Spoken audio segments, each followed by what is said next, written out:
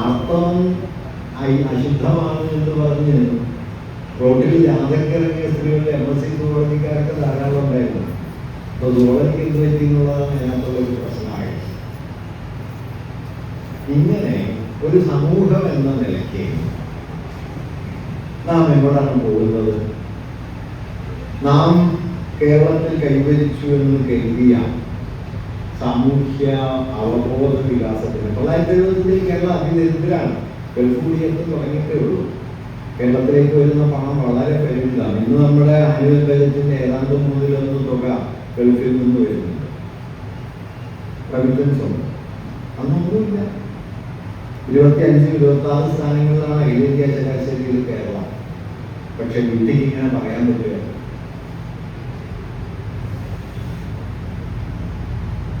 ഈ ഒരു ഷിഫ്റ്റ് ഉണ്ടല്ലോ, അതായത് സാമൂഹികമായ ഭൗതികമായ പശ്ചാത്തല വികാസം ശക്തിപ്പെട്ടതിനനുസരിച്ച് അവബോധപരമായി നാം വിപരീത നിലയിലാണ് മാറിയത് എല്ലാ തരത്തിലും. ഇപ്പൊ നമ്മുടെ മതജീവിതം എടുത്താൽ നവോത്ഥാനം മതജീവിതത്തിൽ കൊണ്ടുവന്ന ഏറ്റവും വലിയ മാറ്റം എന്താണെന്ന് വെച്ച് കഴിഞ്ഞാൽ, വളരെ ലളിതമായിട്ട് പറഞ്ഞാൽ ദൈവബോധത്തെ സാമൂഹ്യ ബോധമാക്കി എന്നുള്ളതാണ്. അവനവൻ ആത്മസുഖത്തിനായിരിക്കുന്നത് അവരന്റെ ഗുണത്തിനായി വരണം എന്നതിന് അത്രേ അർത്ഥമുള്ളൂ. ദൈവബോധം എന്ന് പറയുന്നത് ഒരു സാമൂഹ്യ ബോധമാണ്. അതുകൊണ്ട് അവരുടെ ഗുണം ആത്മഗുണമായി തീരണം. മോക്ഷം എന്താണ്? ആത്മവും ബ്രഹ്മവും തമ്മിലുള്ള ഏകീഭാവം എന്ന പരമ്പരാഗത സങ്കല്പമല്ല, ആത്മവും അപരവും തമ്മിലുള്ള ഏകീഭാവം. മറ്റത് അമൂർത്തമായ എന്താണെന്നറിയാത്തൊരു ഏർപ്പാടാണല്ലോ ബ്രഹ്മം. മറിച്ച് അപരം എന്ന് പറഞ്ഞാൽ അങ്ങനെയല്ല, അപ്പത്തെ ആളെന്നല്ല, അപരവുമായുള്ള ഏകീഭാവം. അതുകൊണ്ട് ആചാരപരതയിൽ നിന്ന് മൂല്യത്തിലേക്ക് മതത്തെ മാറ്റുകയാണ് ചെയ്യുന്നത്. അപ്പൊ ഗുരുവായൂർ സത്യാഗ്രഹം കഴിഞ്ഞപ്പോൾ ഗുരുവായൂർ സത്യാഗ്രഹം വിജയിച്ചൊന്നുമില്ല. നമ്മൾ പോയി കൊണ്ടാടുന്ന മിക്കവാറും ഒരു സമരവും ജയിച്ചതൊന്നുമില്ല. ഒറ്റ സമരങ്ങളാണ്. വൈക്കം സത്യാഗ്രഹം വിജയിച്ചില്ല, ഗുരുവായൂർ സത്യാഗ്രഹം വിജയിച്ചില്ല. ഇതൊക്കെ പരാജയപ്പെട്ട സമരങ്ങളാണ്. പക്ഷെ പരാജയങ്ങൾ വിജയങ്ങളെക്കാൾ വലുതായി. ഗുരുവായൂർ സത്യാഗ്രഹം നടന്നിട്ട് അത് പിൻവലിച്ചതിന് ശേഷം ചാവക്കാട് താലൂക്കിലെ ഇന്ന് ഫർക്കാന്ന് പറയാം, ചാവക്കാട് ഫർക്കയില് അഭിപ്രായ സർവേ റഫറൻഡം നടത്തി. ആ റഫറൻഡത്തില് 68-70% ആളുകൾ അവർക്ക് ക്ഷേത്രപ്രവേശനം നൽകണമെന്ന് ആവശ്യപ്പെട്ടു. ഇന്ന് ജബിലും സ്ത്രീകൾക്ക് പ്രവേശനം നൽകണമെന്ന് കേരളത്തില് അഭിപ്രായ സർവേ നൽകാറില്ല. 95% വേണ്ടെന്ന് പറയും. ആ വേണ്ടെന്ന് പറഞ്ഞാൽ വേണ്ടത്ര ഇടദോഷക്കാരുണ്ടാവും. ഇതൊരു സാധ്യത. ഇതെങ്ങനെ സംഭവിച്ചു? ഞാനതാ പറഞ്ഞത്, നവോത്ഥാനത്തിൽ എന്താണ് നവോത്ഥാനം എന്ന് ചോദിച്ചു കഴിഞ്ഞാൽ പല നിലയിൽ വിശദീകരിക്കാം. ഞാൻ അതിന്റെ ദാർശനികമായ ആലോചനകളിലേക്കൊന്നും കടക്കുന്നില്ല. നമുക്ക് ഒറ്റ നിലയിൽ കേരളത്തിൽ പറഞ്ഞാല് മനുഷ്യൻ എന്ന ഒരു പ്രമാണത്തിന് കൈവന്ന മേൽക്കൈ. നവോത്ഥാനത്തിന്റെ ലോക ചരിത്രത്തിൽ തന്നെ നവോത്ഥാനത്തെ മനസ്സിലാക്കാൻ ഏറ്റവും പര്യാപ്തമായ ഒരു ആശയം മനുഷ്യൻ മാനദണ്ഡമായി. പ്രോട്ടഗോറസ് എന്ന് പറയുന്ന പഴയ ഗ്രീക്ക് ചിന്തകനാണ് ഒരാശയം പറഞ്ഞത്, മാൻ ഈസ് ദ മെഷർ, മനുഷ്യനാണ് മാനദണ്ഡം. അതായത് ആചാരമല്ല, പൗരോഹിത്യമല്ല, മതമല്ല, ദൈവമല്ല, ഇതൊന്നുമല്ല, മറിച്ച് മനുഷ്യനാണ്. വേദപുസ്തകമല്ല, മനുഷ്യനാണ്. ഇങ്ങനെ മാനുഷികത ഇതര മാനദണ്ഡങ്ങളെക്കാൾ വലുതായി ഉയർന്നു വരുന്നതാണ് നമ്മൾ നവോത്ഥാനത്തിൽ കാണുന്ന ഏറ്റവും പ്രധാനപ്പെട്ട ഘടകം. അതുപോലെ സാഹിത്യ ദൈവങ്ങളെ കുറിച്ചാണ്, ഇതിഹാസങ്ങളെ കുറിച്ചാണ്, പുരാണ കഥാപാത്രങ്ങളെ കുറിച്ചാണ് സംസാരിച്ചിരുന്നതെങ്കിൽ നവോത്ഥാനത്തിലെത്തുമ്പോഴാണ് ഇതിനെല്ലാം പകരം സാധാരണ നാട്ടുമനുഷ്യരെ കുറിച്ച് സാഹിത്യം പറയാൻ തുടങ്ങി. ഇപ്പൊ ഡെക്കാമറും സ്റ്റോറീസ് എന്ന പേരായ ബൊക്കാച്ചിയോന്റെ കഥ, അത് ആദ്യകാലത്ത് നവോത്ഥാന രചനകളിലൊന്നാണ്. ഇറ്റാലിയൻ ഭാഷയിൽ വന്നതാണ്. അത് ഒരു നാട്ടുചന്തയിൽ ഒരു രാത്രി വന്നുകൂടിയ ആളുകൾ വട്ടം കൂടി എന്ന് പറയുന്ന കഥകളാണ്. അവർക്കിടയിലെ വഴക്കുകളുടെ കഥ, അവർ തമ്മിലുള്ള കുടിപ്പകയുടെ കഥ, വ്യഭിചാരത്തിന്റെ കഥ, ഉത്സവങ്ങളുടെ കഥ, ഇതൊക്കെ പറയുന്നു. സാധാരണ നാട്ടുകാര്യങ്ങൾ. വന്ന മാറ്റം എന്താണെന്ന് വെച്ച് കഴിഞ്ഞാൽ, അതുവരെ ദൈവങ്ങളും ഇതിഹാസ കഥാപാത്രങ്ങളും ഒക്കെ ആയിരുന്നു സാഹിത്യത്തിന്റെ കേന്ദ്രമെങ്കിൽ അത് മാറി സാധാരണ നാട്ടുമനുഷ്യർ വന്നു. ഇപ്പൊ ചന്ദ്രനും ഇന്ദിരയുടെ രണ്ടാമത്തിന്റെ ആമുഖങ്ങൾ എഴുതുന്നത് അടുക്കളയിൽ പെണ്ണുങ്ങൾ പറയുന്ന ഭാഷയിലാണ് ഇത് എഴുതിയിട്ടുള്ളത്. ഇത് തന്നെയാണ് നവോത്ഥാനം. അതായത് വലിയ തമ്പുരാക്കന്മാരുടെ ഭാഷയിൽ നിന്ന്, പുരാണ കഥാപാത്രങ്ങളുടെ ഭാഷയിൽ നിന്ന്, ദൈവങ്ങളുടെ ഭാഷയിൽ നിന്ന് നാട്ടുമനുഷ്യരുടെ ഭാഷയിലേക്ക് സാഹിത്യം തിരിയുന്നു. പൊതുവെ പറഞ്ഞാൽ മനുഷ്യൻ ഒരു പ്രമാണമായി തീരുകയും മറ്റെല്ലാം അതിന് കീഴ്പ്പെടുകയും ചെയ്യുന്നു. വീട്ടിലുള്ള ഏർപ്പാടിന്റെ മറ്റൊരു ലേഖനത്തിന്റെ തലക്കെട്ട് വേണമെങ്കിൽ നവോത്ഥാനത്തിന്റെ ആകത്തുകയായിട്ട് പറയാം, ഇവിടെ സത്യം എന്നത് മനുഷ്യനാകുന്നു എന്നാണ്. എന്താണ് സത്യം? അത് ദൈവമല്ല, അത് ആചാരമല്ല, അത് വേദഗ്രന്ഥങ്ങളല്ല, അത് മറ്റെന്തെങ്കിലുമല്ല, മനുഷ്യനാണ്. മനുഷ്യനെ കീഴ്പ്പെട്ടിരിക്കുക. മാനുഷികത ഒന്നാമത്തെ പ്രമാണം, ബാക്കിയൊക്കെ അതിന് താഴെ. ഇങ്ങനെ മാനുഷികത എന്നതിനെ ഒന്നാം പ്രമാണമാക്കുകയും മനുഷ്യോചിതമാകുക എന്നത് ദൈവത്തിന് പോലും ഒരു പ്രധാനപ്പെട്ട അടിത്തറയാണ്. ദൈവം പോലും മനുഷ്യോചിതമാകണം എന്ന് കരുതുകയും അങ്ങനെ മനുഷ്യോചിതമല്ല എന്ന് കരുതുന്ന ദൈവഭാവനകളെ പതുക്കെ ഉപേക്ഷിക്കുകയും അധ്യാത്മബോധം എന്നത് അപരബോധമായി തീരുകയും ഒക്കെ ചെയ്യും. അതുകൊണ്ട് ഒരു ദൈവത്തിൽ വിശ്വസിക്കുമ്പോൾ നിങ്ങൾക്ക് എല്ലാ ദൈവത്തിലും വിശ്വസിക്കാം എന്ന് പതുക്കെ ഒരു സങ്കല്പം ഉണ്ടായിരുന്നു. അതുകൊണ്ടാണ് പരമേശ പവിത്ര പുത്രനോ കരുണാവാൻ നദി മുത്ത് രത്നമോ എന്നൊക്കെ നാരായണ ഗുരുവിന് എഴുതാൻ പറ്റിയത്. ഇന്നിപ്പോൾ അങ്ങനെയൊക്കെ ആലോചിക്കാനുള്ള ആത്മീയത എത്രവർക്ക് ബാക്കിയുണ്ട് എന്നുള്ളത് ആലോചിക്കേണ്ട ഒരു കാര്യമാണ്. നിങ്ങളുടെ മതത്തിന് പുറത്തുള്ള ഒരു ദൈവത്തെ ഇങ്ങനെ വിചാരിക്കാൻ എത്ര പേർക്ക് ഇനി ബാക്കിയുണ്ട്? മുസ്ലിങ്ങൾ ആകെ മോശക്കാരാണെന്ന് മലപ്പുറം കേരളമായി മാറുന്നതാണ് SNDPയുടെ സെക്രട്ടറി തന്നെ ആഴ്ചക്കാഴ്ചക്ക് പറഞ്ഞിരിക്കുന്നത്. ഒരു ഭാഗത്ത് ഗുരു, മറുഭാഗത്ത് ഇമാതിരിയുള്ള പദ്ധതി. നാരായണ ഒരു ഹിന്ദു ദൈവമാണെന്ന് സ്ഥാപിച്ചെടുക്കാൻ ആക്രാന്തം കൊണ്ട് നടക്കുകയാണ്. 1916 ജൂലൈ 16 കൊല്ലം പട്ടത്താനത്ത് ചേർന്ന സമ്മേളനത്തിൽ വെച്ച് ഗുരു പറഞ്ഞത്, ഇന്ന് നിലവിലിരിക്കുന്ന ഏതെങ്കിലും ഒരു മതവുമായി നമുക്ക് യാതൊരു സംബന്ധവുമില്ല. ഞാനായി പറഞ്ഞതല്ല കേട്ടോ, ഗുരുവിന്റെ വാക്കാണ്. ഇന്ന് നിലവിലിരിക്കുന്ന ഏതെങ്കിലും ഒരു മതവുമായി നമുക്ക് യാതൊരു സംബന്ധവുമില്ല. എല്ലാ മതങ്ങളും നമുക്ക് സമ്മതമാണ്. നാം ചില ദേവാലയങ്ങളിൽ പ്രതിഷ്ഠ നടത്തിയത് ഹിന്ദുക്കളിൽ ചിലർ നമ്മോട് ആവശ്യപ്പെട്ടത് കൊണ്ടാണ്. മുസ്ലിങ്ങളോ ക്രിസ്ത്യാനികളോ ആവശ്യപ്പെട്ടാലും അവർക്ക് വേണ്ടത് ചെയ്തു കൊടുക്കാൻ നമുക്ക് സമ്മതമാണ്. ഇന്ന് എത്ര പേർക്ക് ഈ ഓർമ്മ ബാക്കിയുണ്ടാവും?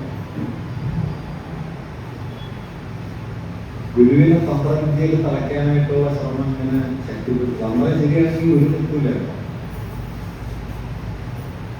തന്ത്രം ശരിയാണെങ്കിൽ ഗുരു നിൽക്കൂല. അരിയപ്പുറത്ത് പ്രതിഷ്ഠ കഴിഞ്ഞപ്പോ പല പ്രതിഷ്ഠ കഴിഞ്ഞപ്പോ ചോദിക്കുകയായിരുന്നു, ഇയാൾക്ക് എന്താ ഇത് പ്രതിഷ്ഠിക്കാൻ അവകാശം? ഗുരുവിനോട് നേരിട്ട് ചോദിക്കുന്നില്ല. അപ്പോഴാ പറയാം, നമ്മുടെ ശിവനാണല്ലോ, നിങ്ങളുടെ ശിവനല്ലാതെ. ഞാൻ പറഞ്ഞത് ഇങ്ങനെ ആചാരപരമായിരുന്ന മതത്തിൽ നിന്ന് മതത്തെ ധാർമ്മികമായ മൂല്യബോധമാക്കി മാറ്റുന്ന വലിയൊരു പണിയുടെ പേരായിരുന്നു നവോത്ഥാനം. അത് മാത്രമൊന്നുമല്ല കേട്ടോ, നവോത്ഥാനം മതം മാത്രമൊന്നുമല്ല. ഞാൻ അതിന്റെ ഹിസ്റ്ററി ഒന്നും പറയാൻ ഇപ്പം ഉദ്ദേശിച്ചില്ല.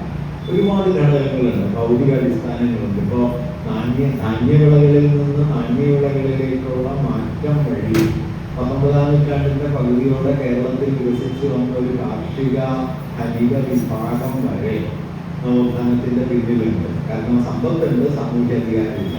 അരികുണ്ടിൽ ചാന്നാൻ എന്ന് പറഞ്ഞ ഒരാളെ കുറിച്ചൊരു കഥയുണ്ട്. അരികുണ്ടിൽ ചാന്നാൻ കാറുണ്ട്. അപ്പൊ കാറിന് മുമ്പിൽ സഞ്ചരിക്കണം, ഡ്രൈവർ നേര.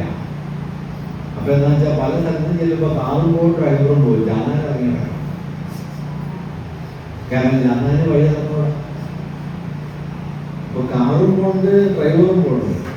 കാറിന്റെ ഉടമ പക്ഷേ ഇറങ്ങി മറ്റേ വഴിക്കൂടെ നടന്ന് അപ്പുറം പോയിട്ട് കാറിൽ കയറണം. കണ്ട് ഈ ഏറ്റവും തൊടിയിലൊക്കെ ചെല്ലുമ്പോൾ ബസ്സിറങ്ങിയിട്ട് അപ്പുറത്ത് കടത്ത് കിടന്നിട്ട് പിന്നെയും പോയാൽ ഓർമ്മയിരിക്കണം. ഇതുപോലെ ഇങ്ങനെയുള്ളൊരു കാലം നാരായണഗുരുവിനെ തടഞ്ഞ സ്ഥലമാണ് കേട്ടോ വൈക്കം വഴി.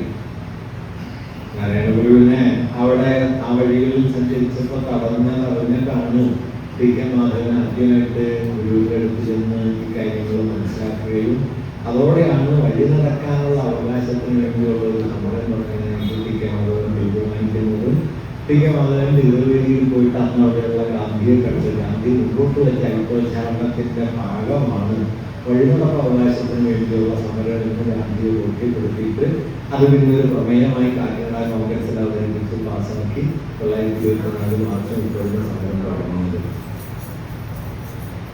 ഒരു ആ സമയത്ത് പറഞ്ഞൊരു വാക്കുണ്ട്, നാം ഇതിനും ഒരു നിമിത്തമായോ എന്ന് ഗുരു അതേക്കുറിച്ച് പിന്നെ പറഞ്ഞിട്ടുണ്ട്. എന്തായാലും ഞാൻ പറഞ്ഞ അങ്ങനെ എന്തെല്ലാം മാറ്റങ്ങൾ നാം ഉണ്ടാക്കിയെടുത്തിട്ടാണ് വാസ്തവത്തിൽ ആധുനിക സമൂഹം എന്ന നിലയിലേക്ക് നമ്മൾ എത്തിച്ചേർന്നത്. 1970-കളിലൊന്നും കേരളത്തിന് മനുഷ്യ ജീവിത പുരോഗതിയുടെ കാര്യത്തിൽ ഇന്നത്തെ വളർച്ചയൊന്നുമില്ല. ഇപ്പോൾ ഒരു 60 വയസ്സുള്ള ആളുകൾക്ക് അവരുടെ കുട്ടിക്കാലത്തേക്ക് തിരിഞ്ഞു നോക്കിക്കഴിഞ്ഞാൽ എത്രയോ ദരിദ്രമായിരുന്നു. അപ്പൊ നിങ്ങൾ 1950-60കളിലെ കല്യാണ തത്വങ്ങൾ എവിടെയെങ്കിലും കിട്ടുമെങ്കിൽ ആ കല്യാണ തത്വം എടുത്ത് നോക്കണം. ഇന്ന ദിവസം എൻ്റെ മകളുടെ വിവാഹമാണ്, എല്ലാവരും കുടുംബസമേതം വരണം, താഴെ MP എന്ന് പറഞ്ഞിട്ട് ഒരു വരിയും കൂടി ഉണ്ടാവും, ആ ആഴ്ചത്തെ റേഷൻ അരി സംഭാവനയായിട്ട് നൽകണം എന്ന് അപേക്ഷിക്കുന്നു. കാരണം അരി കിട്ടാനില്ല, മാർക്കറ്റിൽ അരിയില്ല. അതുകൊണ്ട് ഒരു ഗ്രാമത്തിലെ മുഴുവൻ ആളുകളുടെയും ഒരാഴ്ചത്തെ അരി സംഭാവനയായിട്ട് മേടിച്ചാൽ അതൊരു കല്യാണം നടത്താൻ പറ്റുമെന്നുള്ളതായിരുന്നു 1960-കളിലുള്ള കേരളത്തിലെ സ്ഥിതി. നിങ്ങൾക്കിത് ആലോചിക്കാൻ പറ്റില്ല. അങ്ങനെ എന്തെല്ലാം പ്രയാസം.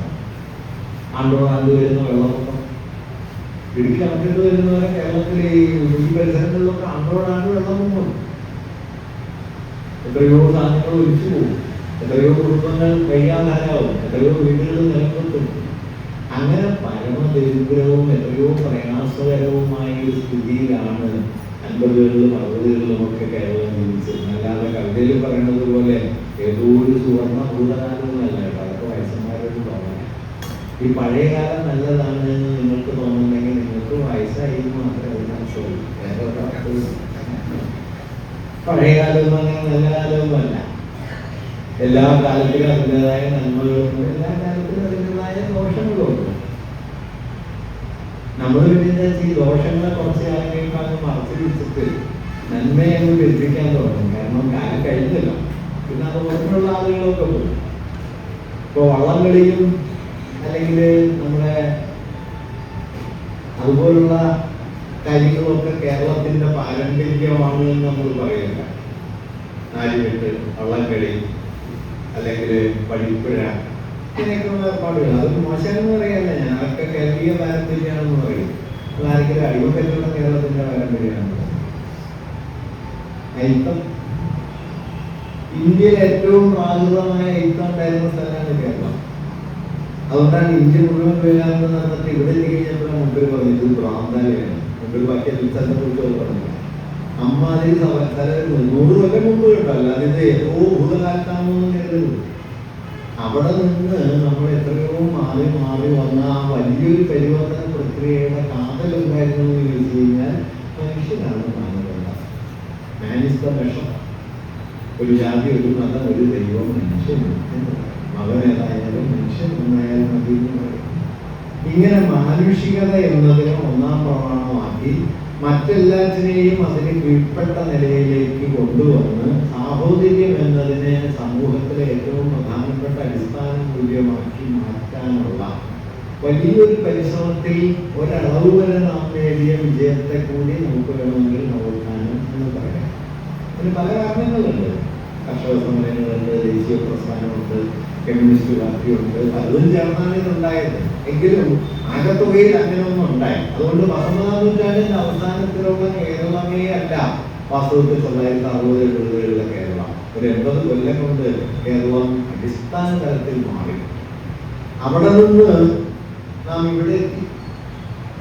അവിടെ നിന്ന് നാം ഇവിടെ എത്തി കഴിഞ്ഞ് നാം തിരിഞ്ഞു നോക്കുമ്പോൾ 80-കളിലോ 90-കളിലോ ഉള്ള കേരളത്തിൽ നിന്ന് നമ്മുടെ ഇന്നത്തെ സ്ഥിതിയിലേക്ക് നോക്കുമ്പോൾ നാം ഒരു ഭാഗത്ത് ഞാൻ ഈ തുടക്കത്തിൽ പറഞ്ഞ പമ്പിച്ച പുരോഗതി വരും, മറുഭാഗത്ത് അതിന് നേർവിപരീതമായ എന്താ പറയുക സാമൂഹ്യ വിരുദ്ധത വരും. ഇപ്പൊ മതം എന്ന് പറഞ്ഞാൽ കേരളത്തിന്റെ ചരിത്രം തന്നെ മതത്തെ സംബന്ധിച്ച് സവിശേഷ സ്വഭാവമുള്ളതാണ്. കാരണം കേരളത്തിലെ ഏതെങ്കിലും ഒരു മതത്തിന് അങ്ങനെ ഒരു മഹാഭൂരിപക്ഷവുമില്ല. കേരളത്തിൽ ജനസംഖ്യ നോക്കിയാൽ നിങ്ങൾക്കറിയാലോ, 50% ഹിന്ദുക്കളാണ്, ബാക്കി 45-46% മുസ്ലിങ്ങൾ, ക്രിസ്ത്യാനികളുമാണ്. ബാക്കിയുള്ളവരാണ് യഹൂദന്മാർ. അങ്ങനെ കുറച്ചൊക്കെ ഉള്ളത്.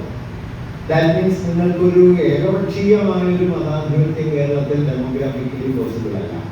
ഇപ്പൊ നിങ്ങൾ മറ്റൊരു മതക്കാരുമായിട്ട് ഒരു ബന്ധമില്ലാതെ ജീവിക്കും എന്ന് തീരുമാനിച്ചാൽ കേരളത്തിൽ സാധ്യമല്ല. കാരണം അങ്ങനെ കൂടിക്കഴിയും.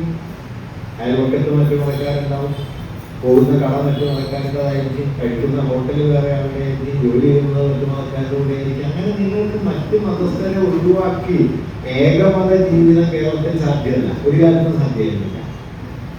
അത് വലിയ തോതിലുണ്ട്. ഈ വ്യത്യസ്തരണം പറയുന്നു. 9ാം നൂറ്റാണ്ടിൽ കേരളത്തിൽ ഒരു ശാസനം ഉണ്ടായിരുന്നു. അത് എക്സാപ്പള്ളി ചെപ്പേട് എന്ന് അറിയപ്പെടുന്ന ഒരു ശാസനം. അതിനധികം വിളിക്കുന്നത് കേരളത്തിലെ ആദ്യത്തെ സെക്യുലർ ഡോക്യുമെന്റ്. എക്സാപ്പള്ളി ചെപ്പേട് എന്ന് പറയുന്നത് വേണാട്ട് രാജാവായ വേണാട്ടടികൾ, അയ്യനടികൾ, തിരുവടികൾ എന്ന് പേരായ ഒരാളെ അവിടുത്തെ ഒരു സിറിയൻ കച്ചവട പ്രമാണി, ക്രൈസ്തവ പ്രമാണിയായിട്ടുള്ള മാ സബീർ ഈശോ എന്ന് പറയുന്ന ആൾക്ക് കുറേയേറെ വിശേഷാവകാശങ്ങൾ അനുവദിക്കുന്ന ഒരു ഡോക്യുമെന്റാണ്.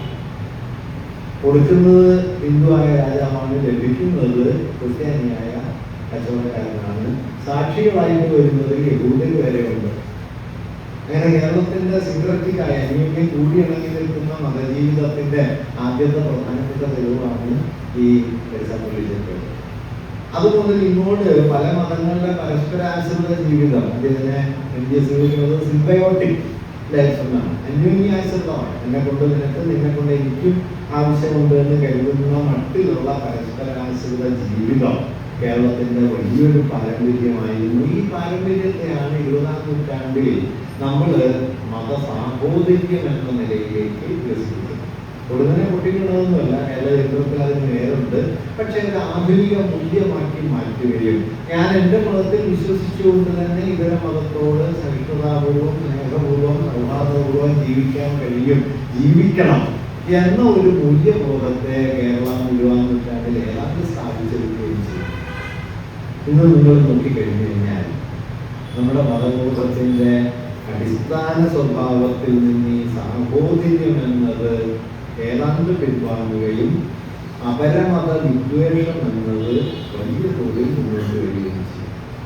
ഇന്ന് നിങ്ങളൊരു മതത്തിൽ ആഞ്ഞു വിശ്വസിക്കുന്നു എന്നതിൻ്റെ ഒരർത്ഥം നിങ്ങൾ മറ്റേതെങ്കിലും മതത്തോട് പക കൊണ്ട് നടക്കുന്നതാണ്.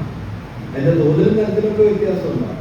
പക്ഷെ അപരമത വിദ്വേഷം എന്നത് നമ്മുടെ മതാവബോധമുള്ള മനുഷ്യരിൽ വലിയൊരു വിഭാഗത്തിനുണ്ട്. ഞാനവരൊക്കെ വർഗീയവാദികളാണെന്നൊന്നും പറയില്ല. പക്ഷെ അപരമത വിദ്വേഷം, ഇസ്ലാമോഫോബിയ എന്ന് പറയുന്നത് കേരളത്തിൽ ഇല്ലാത്ത കാര്യമൊന്നുമല്ല.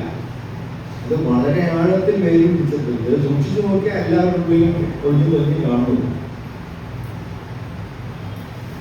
അങ്ങനെ അപരമത വിദ്വേഷം എന്ന് പറയുന്ന ഒന്ന് നമ്മുടെ മതബോധത്തിന്റെ കേന്ദ്രമായി പല മതസാരവും ഏകം എന്ന് ഗുരു ആത്മോദയ സദത്തിൽ എഴുതി 1924 സമൂഹസമ്മേളനം നടത്തി.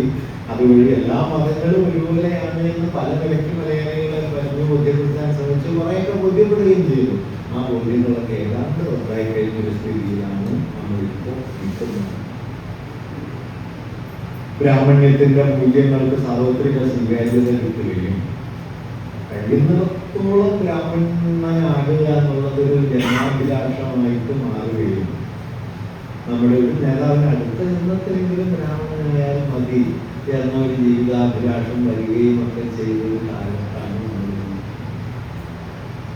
ഇതൊന്നും പറയാൻ ഒരു ലജ്ജയുമില്ലാത്ത, ഒരു അപമാനബോധവുമില്ലാത്ത ഒരു സമൂഹം. ഇസ്രായേല് പലസ്തീനിലെ കുഞ്ഞുങ്ങളെ പട്ടിണിക്കിട്ട് കൊല്ലുന്നത് കണ്ട് നിശ്ചലമായി, നിശബ്ദമായി, ഒരു പ്രതികരണമില്ലാതെ ജീവിക്കാൻ കഴിയുന്ന ഒരു ജനത. മുമ്പ് ഒരു യുദ്ധം വന്നു കഴിഞ്ഞാൽ അന്ന് വൈകുന്നേരം റോട്ടിൽ ജാഥ വരും, യുദ്ധം അവസാനിക്കട്ടെ എന്ന് പറഞ്ഞു. യുദ്ധത്തിനെതിരെ ഇന്ന് യുദ്ധം തുടങ്ങിയ സമയത്ത് അതിനെതിരെ അത് ശരിയല്ല എന്ന് പറയുന്ന സ്വകാര്യ പോസ്റ്റിന്റെ പയാളെന്ന് ചെന്ന് പറയാനായിരുന്നു ആളുകൾക്ക് മുഴുവനായിട്ടാണ്. ദേശാഭിമാനം മുമ്പ് ലോകത്തുള്ള മുഴുവൻ ആളുകളെയും വെല്ലുവിളിക്കുന്നതും കൊണ്ടുകൊടുക്കുന്നതുമാണ് ദേശാഭിമാനം എന്ന യുക്തിയിലേക്ക് എത്തിച്ചത്. ഇങ്ങനെ ഏത് മൂല്യത്തിൽ നോക്കിയാൽ ദേശാഭിമാനം എന്ന് പറയുന്നത് ചുരുക്കമല്ല കേട്ടോ. അത് ആ രാജ്യത്തെ അവസാനത്തെ മനുഷ്യനെ കാണാനുള്ള കണ്ണിന്റെ പേരാണ് ഈ ദേശാഭിമാനം. ഗാന്ധിയോട് ചോദിക്കുന്നുണ്ട്, എന്താണ് സ്വതന്ത്ര ഇന്ത്യയിൽ ചെയ്യേണ്ടത്? സ്വാതന്ത്ര്യം കിട്ടിയപ്പോ ഇപ്പൊ ഗാന്ധി വളരെ ചെറിയൊരു വാക്യത്തിൽ പറഞ്ഞു, wipe off the tears of the ice of the common man. ഏറ്റവും ദരിദ്രനായ മനുഷ്യന്റെ കണ്ണീർ നോക്കണം, അത്രേ ഉള്ളൂ. ഇനി ദരിദ്രനായ മനുഷ്യൻ എന്നുള്ളത് നമ്മുടെ ഏതെങ്കിലും ആലോചനയല്ല. അതിദാരിദ്ര്യ നിർമ്മാർജ്ജനം എന്നുള്ളത് കേരളത്തിലെ ഒരു ഭരണകൂട പരിപാടിയാണെങ്കിലും ഇന്ത്യയിൽ മറ്റൊരു സംസ്ഥാനവും അങ്ങനെ ഒരു വാക്ക് തന്നെ ആലോചിച്ചിട്ടില്ല. അതിദരിദ്രത വേണമെങ്കിൽ ഇല്ലാണ്ടാക്കാം, ദാരിദ്ര്യത്തെ അല്ല. നമ്മൾ ചില പഞ്ചായത്തിലൊക്കെ ചില വഴിയിൽ എഴുതിയിട്ടില്ല, ഭിക്ഷാടനം നിരോധിച്ചിരിക്കുന്നു. ഭിക്ഷക്കാരൻ അപ്പുറത്തെ വഴിയിലായിക്കോട്ടെ എന്നാണ്, നമ്മുടെ വീട്ടുപറമ്പിൽ വേണ്ട. ഈ നിലയിലുള്ള വിവേചന ബുദ്ധി, വിഭജന യുക്തി സാർവത്രികമായി തീരുകയും നമ്മുടെ ഈശ്വരബോധം, മതബോധം എന്നൊക്കെ പറയുന്നത് ആ നിലയിലുള്ള ഒരു വിദ്വേഷമായി മാറുകയും ചെയ്യും. നവോത്ഥാനത്തിന്റെ ഒരു വലിയ ഗുണം എന്തായിരുന്നു വെച്ചാൽ അതിനോടൊക്കെ വലിയ വിമർശനം ഉണ്ടായിരുന്നു. ഞാനൊരു കൗതുകമുള്ള കഥ പറയാം. കേരളത്തിലെ വലിയ പഴയ ഒരു മജീഷ്യനായിരുന്നു വഴക്കുന്നത് പേര്. കേരളത്തിലുള്ള കൈയടക്കമൊക്കെ അറിയുന്ന വലിയ മജീഷ്യനായിരുന്നു. പി സി സർക്കാരിനെ പോലുള്ള ആളുകളൊക്കെ അദ്ദേഹത്തിൻ്റെ അടുത്ത് വന്ന് കൈയടക്കം പഠിച്ചിട്ടുണ്ടെന്നാണ് കേട്ടിട്ടുള്ളത്. കൈയടക്കം എന്ന് പറഞ്ഞാൽ അറിയാമല്ലോ, കയ്യിലൊരു നാണയം വയ്ക്കുക, പെട്ടെന്ന് കാണാണ്ടാവുക, വസ്ത്രം കൊണ്ടുവരിക, അതുകൊണ്ട് ഇതൊക്കെ കുതിരപ്പണികളാണ്. പക്ഷെ അതിലൊരു എന്താ പറയുക, ഒരു മഹാനായിരുന്നു അദ്ദേഹം. അദ്ദേഹം ഈ ഭസ്മവും നാണയമൊക്കെ കൊണ്ടുവരും. അപ്പൊ അദ്ദേഹത്തോട് മുമ്പിൽ സായിബാബയുടെ വലിയ ഭക്തനായിരുന്നു പറയാം, പറഞ്ഞേണ്ടതാണ്. അപ്പോ പുള്ളിയോടൊരിക്കൽ ശിഷ്യന്മാരുടെ ആദ്യം ചോദിച്ചു, അല്ല ഈ സായിബാബ സ്വർണവും രത്നവും മാലയും കാശും ഒക്കെ കൊണ്ടുവരുമല്ലോ, സ്വാമിക്കെന്താ അത് പറ്റാത്തതെന്ന് ചോദിച്ചു. അപ്പൊ വഴക്കൊന്നും പറഞ്ഞു, പറ്റാനിട്ടൊന്നുമല്ല, നല്ല പണത്തിലുണ്ട്, ഇത് കഴിയുമല്ലോ അദ്ദേഹം. ഇത് പറയുന്ന ആൾ അടുത്ത കൊല്ലം മുഖേ കാണാൻ പോകും, അതിലൊന്നും പ്രശ്നമില്ല. ഈ ഇലങ്ങളുണ്ട്. ദൈവം എന്ന് പറയുന്ന ആശയത്തോട് എത്ര ക്രിട്ടിക്കലായിരുന്നു നമ്മൾ. ദൈവത്തെ തള്ളി പറഞ്ഞിട്ടൊന്നുമില്ല, ദൈവത്തെ അനുശോചിതമാക്കി മാറ്റിയിട്ടാണ്. അതിന് പകരം ബ്രാഹ്മണ്യത്തിൻ്റെ ഒരു മൂല്യവസ്ഥ നമ്മുടെ സർവ മണ്ഡലങ്ങളിലും കടന്നു കയറുന്നു. ആചാരഭ്രാന്ത് മതത്തെ വിഴുങ്ങുന്നു. മതം എന്ന് പറയുന്നത് അതിൻ്റെ മൂല്യമാണ് എന്ന നിലയിൽ മതത്തെ ഉൾക്കൊള്ളുന്ന എത്ര വിശ്വാസികൾ ബാക്കിയുണ്ടെന്നുള്ളത് ആലോചിക്കേണ്ട കാര്യമാണ്. മതം ഒരു ആചാരമായിട്ട് ഇങ്ങനെ തെടം വെച്ച് വളരും. മൂല്യവസ്ഥ എന്നുള്ള കളിക്കാൻ അങ്ങേറ്റം ദുർബലാവുന്നു. ആഡംബരം ഭ്രാന്ത് ഭീമാകാരമായി പറ്റി. ഇപ്പൊ കേരളത്തിലെ ഏറ്റവും വലിയ കലാപരിപാടിയാണല്ലോ വീട് വെച്ചു. കേരളത്തിലെ വീടുകളിൽ പൊതുസ്വഭാവം എന്താണെന്ന് വെച്ച് കഴിഞ്ഞാൽ, ഞാൻ എന്തിനാ വീട് വെക്കണമെന്ന് വെച്ചാൽ എനിക്ക് താമസിക്കാൻ വേണ്ടിയിട്ടല്ല, നാട്ടുകാരെ വെല്ലുവിളിക്കാനാണ്. 3 ആൾക്ക് താമസിക്കാൻ എത്ര സ്ക്വയർ ഫീറ്റ് വീട് വേണം? കേരളത്തിൽ ഒരു നിയന്ത്രണമില്ല. 3000 സ്ക്വയർ ഫീറ്റ്, 5000 സ്ക്വയർ ഫീറ്റും ഒക്കെ വീട് പണിയും. ഞാൻ ഇന്നാളൊരു യോഗത്തിൽ പറഞ്ഞത്, അതുകൊണ്ട് വീട് വേണത് വായ്പാഞ്ചേരി ഇന്ത്യയിലും ഹർഷവാർഷമൊക്കെ പേരിടുന്നതിന് പകരം നമ്മൾ ഇതാവുന്ന പൊതു പേരല്ലോ കണ്ടോളാം, വെല്ലുവിളിക്കാമല്ലോ. പിന്നെ പേരും അങ്ങനെയാണ് പറയുമ്പോൾ വലുതായിട്ട് തോന്നുമെങ്കിലും വാസ്തവത്തിൽ വലിയ പ്രശ്നമുണ്ട്. എന്താണെന്നറിയാം, ഇതിൽ ഉപയോഗിക്കുന്ന സാധന സാമഗ്രികളൊക്കെ പ്രകൃതിയിലെ പൊതുവിഭവങ്ങളാണ്. കല്ലായാലും മണ്ണായാലും വെള്ളമായാലും നിങ്ങൾക്ക് കാശുണ്ട് എന്നുള്ളത് കൊണ്ട് എന്തും ചെയ്യാമെന്നത് വാസ്തവത്തിൽ വൻകിട മുതലാളിത്ത രാജ്യങ്ങളിൽ പോലും നടക്കില്ല. ഞാൻ ചില സ്ഥലങ്ങളിലൊക്കെ പോയിട്ടുണ്ട്. നിങ്ങൾ വയ്ക്കുന്ന വീട് നിങ്ങളുടെ ആവശ്യത്തിന് ഉതകുന്നതാകാനേ അവിടെ അനുവാദമുള്ളൂ. 5000 സ്ക്വയർ ഫീറ്റ് വീട് വെക്കണമെങ്കിൽ 15 ആവണം. 3 ആൾക്ക് 5000 സ്ക്വയർ ഫീറ്റ് വീടൊന്നും കിട്ടാൻ പറ്റില്ല. ഇങ്ങനെ ധനപ്രവർത്തനയുടെ ഇപ്പൊ വിവാഹം എന്ന് പറഞ്ഞാൽ എന്തൊരു ഭീമാകാരമായ കെട്ടുകാഴ്ചയായി. നരനൂർ പറഞ്ഞ 9 ആളെ വളർത്തുന്ന വരൻ വധു, വരന്റെ മധുവിന്റെ മാതാപിതാക്കള്, വരന്റെയും മധുവിന്റെ ഓരോ സുഹൃത്തുക്കള്, പൊതുവായ പ്രസക്തനായ ഒരാൾ, അങ്ങനെ 9 പേര് മതി. ഇപ്പൊ 9000 പേരെ വിളിച്ചിട്ടും തീർന്നില്ല, പിന്നെ ബാക്കിയാ. ഇങ്ങനെ ഇതെല്ലാം നമ്മുടെ സമൂഹത്തിന്റെ ഒരു നിലയ്ക്കുള്ള വലതുപക്ഷവൽക്കരണത്തിന്റെ നവോത്ഥാന വിരുദ്ധതയുടെ അടയാളങ്ങളാണെന്നാണ് ഞാൻ കരുതുന്നത്. അപ്പൊ അങ്ങനെ നവോത്ഥാനം ഉണ്ടാക്കിക്കൊണ്ടുവന്ന കരുതലുകൾ, അവരബോധം, സാമൂഹികത എന്നതൊക്കെ പതിയെ പതിയെ പതിയെ ദുർബലാവുകയും അതിൻ്റെ സ്ഥാനത്ത് ഒരു വിപരീത ഗതി വളരെ ശക്തമായി തീരുകയും ചെയ്യും. വ്യക്തിവാദം പരമാവധിയായി, ഉപഭോഗ ഭ്രാന്ത് അതിൻ്റെ അങ്ങേറ്റത്തേക്ക്, പ്രകൃതി വിരുദ്ധത വളരെ തീവ്രമായി. ഇങ്ങനെ അപ്പൊ നമ്മുടെ ആവശ്യങ്ങളിൽ നമ്മുടെ വിഭവ ലഭ്യതയും നമ്മുടെ ആവശ്യങ്ങളും നമ്മുടെ സാധ്യതകളും തമ്മിലുള്ള ബന്ധമൊക്കെ വലിയ തോതിൽ പ്രതിസന്ധിയിലായി കഴിയുന്നൊരു ഘട്ടത്തിലാണ് നാം സംഭവിക്കുന്നത്. അതാണ് ഞാൻ നേരത്തെ പറഞ്ഞ കേരളത്തിൻ്റെ ഒരു വൈവിധ്യം എന്ന് പറയുന്നത്. ഒരു ഭാഗത്ത് വലിയ തോതിലുള്ള സാമൂഹ്യ വളർച്ച ഉണ്ടാവുക, മറുഭാഗത്ത് ആ സാമൂഹ്യ വളർച്ച സ്വാഭാവികമായി മനുഷ്യർക്ക് ഉണ്ടാക്കേണ്ട സാമൂഹ്യ അവബോധം അതിന് വിപരീത ദശയിലാണ്. വാസ്തവത്തിൽ ലോകത്ത് പശ്ചാത്തല ജീവിത സൗകര്യങ്ങളൊക്കെ വർദ്ധിച്ചു വന്ന സമൂഹങ്ങളിൽ മതത്തിന്റെ പിടി അയയുന്നതാണ് നമ്മൾ കാണുന്നത്. ഏറ്റവും വികസിത രാജ്യങ്ങളിൽ നോക്കിയാൽ 15% 12% ഒക്കെയാണ് മതവിശ്വാസികളായ ആളുകളുടെ എണ്ണം. കാരണം ബാക്കിയുള്ള കാര്യങ്ങൾ ഞാൻ ഒരിക്കൽ സ്വിറ്റ്സർലൻഡിൽ പോയിരുന്നു. അപ്പൊ അവിടെ രസമുള്ളൊരു സംഗതികളാണെന്ന് വെച്ചാൽ അവിടെ ധാരാളം മലയാളികളുണ്ട്. അപ്പോൾ അവിടെ റിലീജിയസ് ടാക്സ് ഉണ്ട്. നിങ്ങൾ മതവിശ്വാസിയാണോ എന്ന് ഗവൺമെന്റ് ചോദിക്കും. വിശ്വാസിയാണെന്ന് പറഞ്ഞാൽ നിങ്ങൾ ടാക്സ് കൊടുക്കണം. ആ ടാക്സ് ആണ് അവിടുത്തെ മതസ്ഥാപനങ്ങൾക്കുള്ള പ്രവർത്തന ഫണ്ട്. അപ്പൊ നിങ്ങളൊരു പഞ്ചായത്തിൽ അല്ലെങ്കിൽ ഒരു പ്രദേശത്താണ് താമസിക്കുന്നതെങ്കിൽ അവിടുത്തെ വിശ്വാസികളിൽ നിന്ന് കളക്ട് ചെയ്യുന്ന പണമാണ് അവിടുത്തെ പള്ളിയിലേക്ക് ചെല്ലുക. പിന്നെ ഞാൻ അവിടുത്തെ ഒരു പള്ളിയിൽ മലയാളിയായാലും പുരോഹിതനുള്ള പള്ളിയിൽ ചെല്ലുകയുണ്ടായി. അപ്പൊ അദ്ദേഹം പറഞ്ഞതെന്ന് വെച്ച് കഴിഞ്ഞാൽ അവിടെ ആണെങ്കിൽ കുറച്ച് പേരെ വരുള്ളൂ, വരുന്നത് ഭൂരിഭാഗം മലയാളികളാണ്. പക്ഷെ ഇവരെല്ലാം ഈ ഗവൺമെന്റിന്റെ സൗകര്യ വിശ്വാസിയാണെന്ന് ചോദിക്കുന്നത് അല്ലാതെ എഴുതും. അപ്പൊ ടാക്സ് കൊടുക്കില്ല. പിന്നെ കുർബാനയ്ക്കൊന്നും പറ്റില്ല എന്ന് പറയാൻ പറ്റില്ല. ഞാൻ പറയുന്നത് ഇതൊരു മനോഗതിയുടെ രൂപം കൂടിയായിട്ട് മാറിയിട്ടുണ്ട് എന്ന് അദ്ദേഹം എന്നോട് പറയുന്നത്.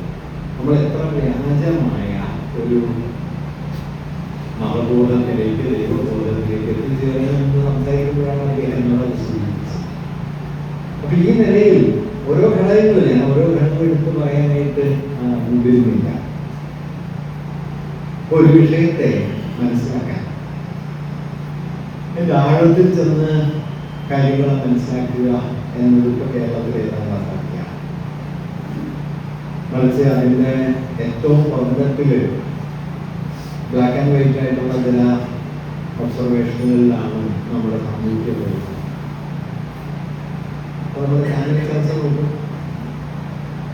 അപ്പൊ ഞാൻ ചർച്ച നോക്കിയാല് അധ്യാത്മവിദ്യ മുതൽ അറ്റപ്പുമ്പ് വരെ ചർച്ച ചെയ്യാൻ റെഡിയായിട്ട് 25 ആളുണ്ട്.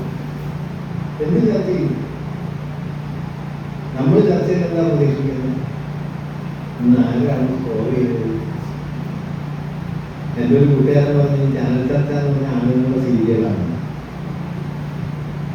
സീരിയൽ കാണുന്നത് പോലെ അല്ലാതെ അതിൽ നിന്ന് നിങ്ങൾക്ക് സാമൂഹികമായ ഒരു ധാരണ, ഒരു വിഷയത്തെ കുറിച്ചുള്ള അവബോധം രൂപപ്പെടുത്തിയെടുക്കുക എന്നത് ഏതാണ്ട് അസാധ്യമായിരിക്കും. നിങ്ങൾ വെറുതെ ഒന്ന് ആലോചിച്ചു നോക്കുക. ഏതെങ്കിലും ഒരു ചാനൽ ചർച്ച കണ്ടിട്ട് നിങ്ങൾക്ക് ഇല്ലാത്ത എന്തെങ്കിലും ഒരു പുതിയ അറിവ് കൈവന്നോ കഴിഞ്ഞ ഒരു 5-6 കൊല്ലത്തിനിടയിൽ എന്നാലോചിച്ചാൽ എന്തൊരു വേസ്റ്റ് ആയിരുന്നു ഈ കാഴ്ച എന്നൊക്കെ മനസ്സിലാക്കും.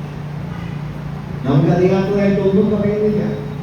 ആകെയുള്ളത് മറ്റവന്റെ അച്ഛന് പറയുക, തിരിച്ച് ഇവിടെ പറയുക തുടങ്ങിയ കലാപരിപാടിയാണ്. ഒഴിപ്പോയി കാണുന്നതല്ല.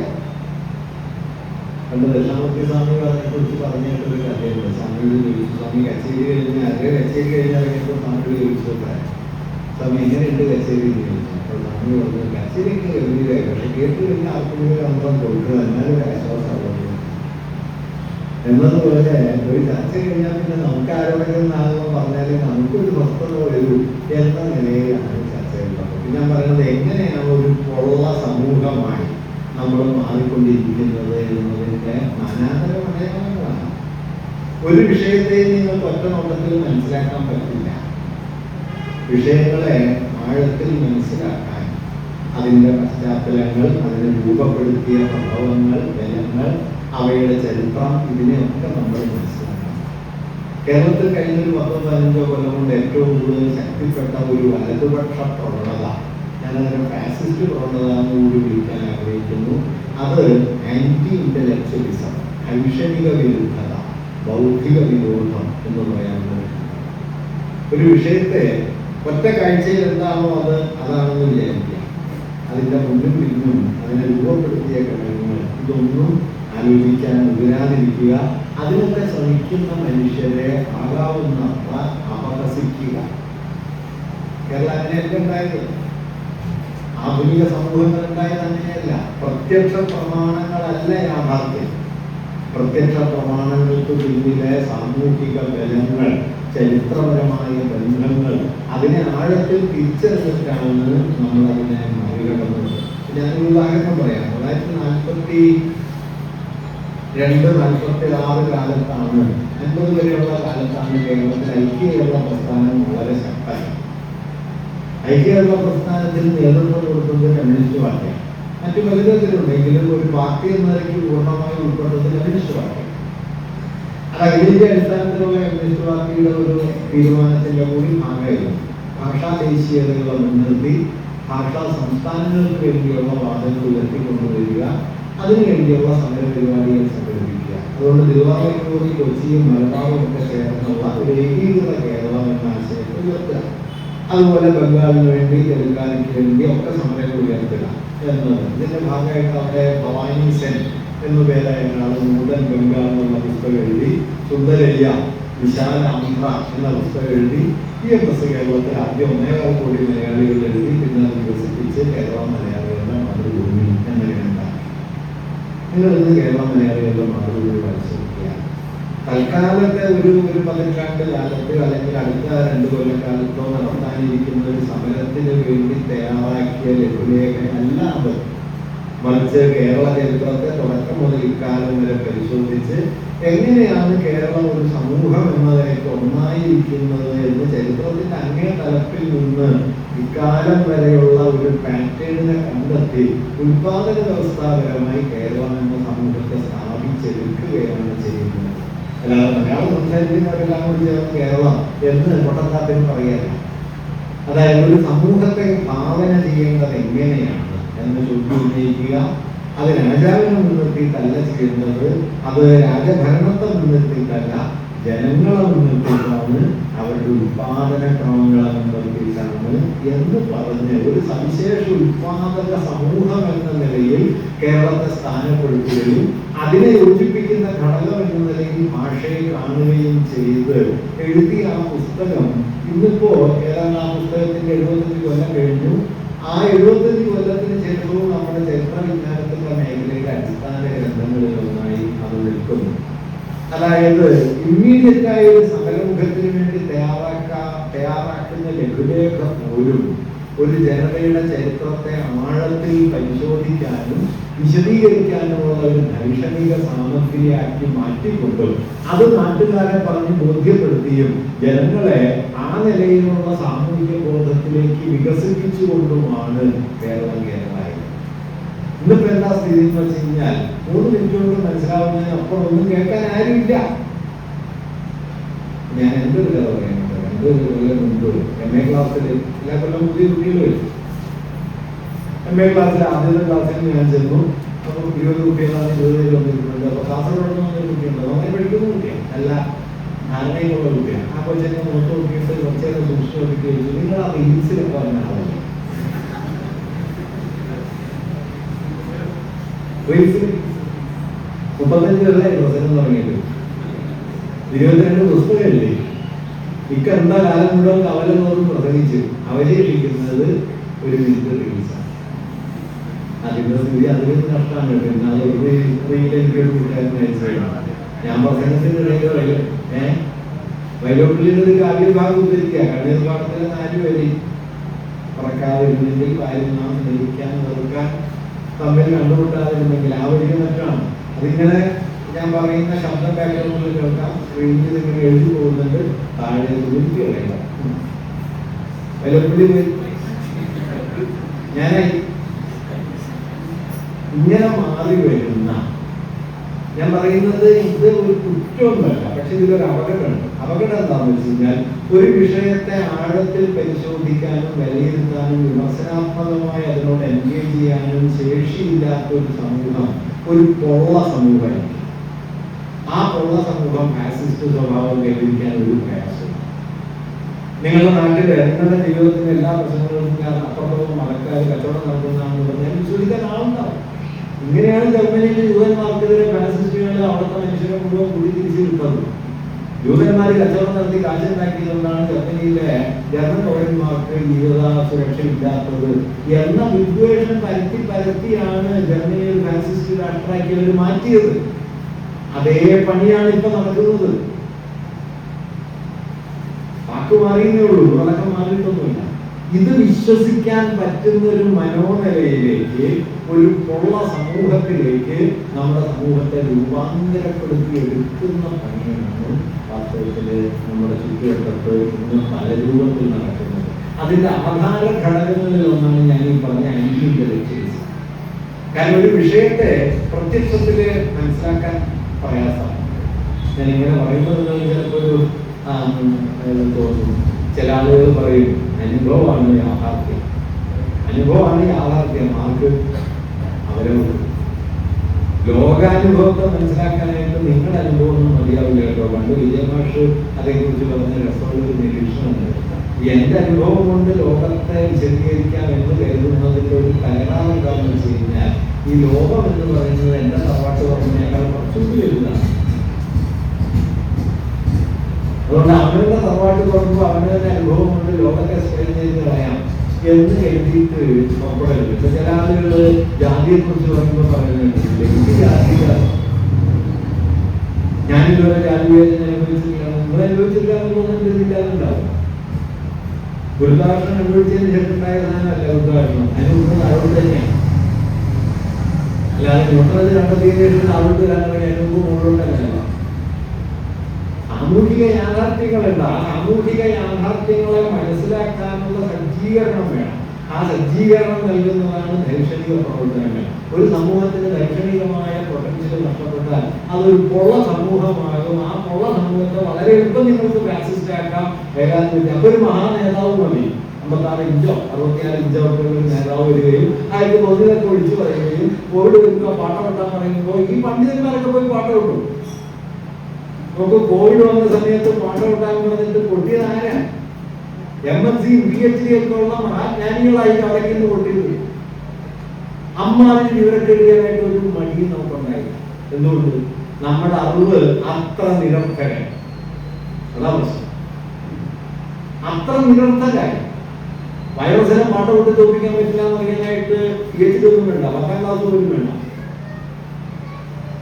പക്ഷേ നമ്മുടെ അറിവുകളൊക്കെ നമുക്ക് ഉപയോഗപരമായി പ്രവർത്തിക്കാനുള്ള അറിവുകളല്ലാതെ അവബോധപരമായി നമ്മളെ തൊടാത്ത അറിവാണ്. ആ നിലയിലേക്ക് മാറും. അതുകൊണ്ട് കൂടുതൽ പഠിക്കുന്നതോടും കൂടുതൽ അപകടത്തിലാവും. എത്ര കൂടുതൽ ചാനൽ കാണണോ അത്രയും കൂടുതൽ ബുദ്ധിജീവിയാവുമെന്ന് പറയാം. ആ പരിപാടിയിലേക്കല്ലേ പോകുന്നു. നാരായണനെ കാണാൻ ഒരു പണ്ഡിതൻ തന്നെ കഥയുണ്ട്. വലിയ പണ്ഡിതനാണ് അദ്ദേഹം. ഗുരുവിനെ കാണാൻ ചെന്നു. ഗുരുവിന്റെ അടുത്ത് ജാതി ശരിയാണ് എന്ന് ദീർഘമായിട്ട് വാദിച്ചു, തർക്കിച്ച്. ഗുരു തർക്കിക്കുന്നൊന്നുമില്ല, ഗുരുവിന് തർക്കവുമില്ല. ഗുരു വളരെ മർമ്മസ്പർശിയായ മറുപടി പറയും കേട്ടോ. പക്ഷെ അത് മനസ്സിലാക്കി എടുക്കാൻ കുറച്ചൊരു പ്രയാസമുണ്ടെന്ന് മാത്രമേ ഉള്ളൂ. ഗുരുവിനെ കാണാൻ ഒരു സ്ത്രീ എന്ന് ഒരിക്കൽ പറഞ്ഞു, ഞാൻ നൃത്തം കൊണ്ട തമ്പുരാന്റെ തമ്പുരാട്ടിയാണ്. അപ്പൊ ഗുരു ചോദിച്ചു, വീട്ടിലൊക്കെ ഇങ്ങനെ തന്നെയാണോ പറയാറ്?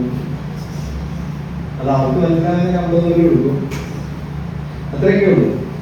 അപ്പൊ ഈ പണ്ഡിതന് ഇങ്ങനെ ജാതി വളരെ ന്യായമാണ് എന്ന് സ്ഥാപിച്ച് വാദിച്ചുറപ്പിച്ച് തുടങ്ങിപ്പോയി. അദ്ദേഹം പോയി കഴിഞ്ഞപ്പോൾ ഒരു ശിഷ്യന്മാരോട്, അടുത്തുള്ള ശിഷ്യന്മാരോട് പറഞ്ഞു, അദ്ദേഹത്തിന്റെ പേര് പറഞ്ഞിട്ട് പറഞ്ഞു, അദ്ദേഹം ഈ പുസ്തകം വെച്ച അലമാര പോലെയാണ്. പുസ്തകം വെച്ച അലമാരയുടെ വിശേഷം എന്ന് വെച്ച് കഴിഞ്ഞാൽ, അലമാര നിറച്ച് പുസ്തകമാണ്, പുസ്തകത്തിൽ നിറച്ച അറിവാണ്. പക്ഷെ ഇതൊന്നും അലമാരയ്ക്ക് അറിയാല്ല. അലമാര ഇങ്ങനെ നിൽക്കും, നിങ്ങളെ തൊഴിൽ നമ്മുടെ അറിവ് അങ്ങനെയാണ്. നിങ്ങൾ പൊളിറ്റിക്കൽ സയൻസിൽ PhD എടുത്തതിന് ശേഷം ജാതി ശരിയാണെന്ന് എഴുതി കഴിഞ്ഞാൽ പിന്നെ പൊളിറ്റിക്കൽ സയൻസിൽ സംഭവിച്ചു. നിങ്ങൾ ജനാധിപത്യം എന്ന് പറഞ്ഞതിന് ശേഷം ജാതിയാണ് അടിസ്ഥാന യാഥാർത്ഥ്യം എന്ന് വിശ്വസിച്ചാൽ ജനാധിപത്യത്തിന് സംഭവിച്ചു. ഇങ്ങനെ അറിവിന്, അതുകൊണ്ടാണ് ഞാൻ പറഞ്ഞത്, അമ്മാതിരി ഒരു വിഡിത്തം.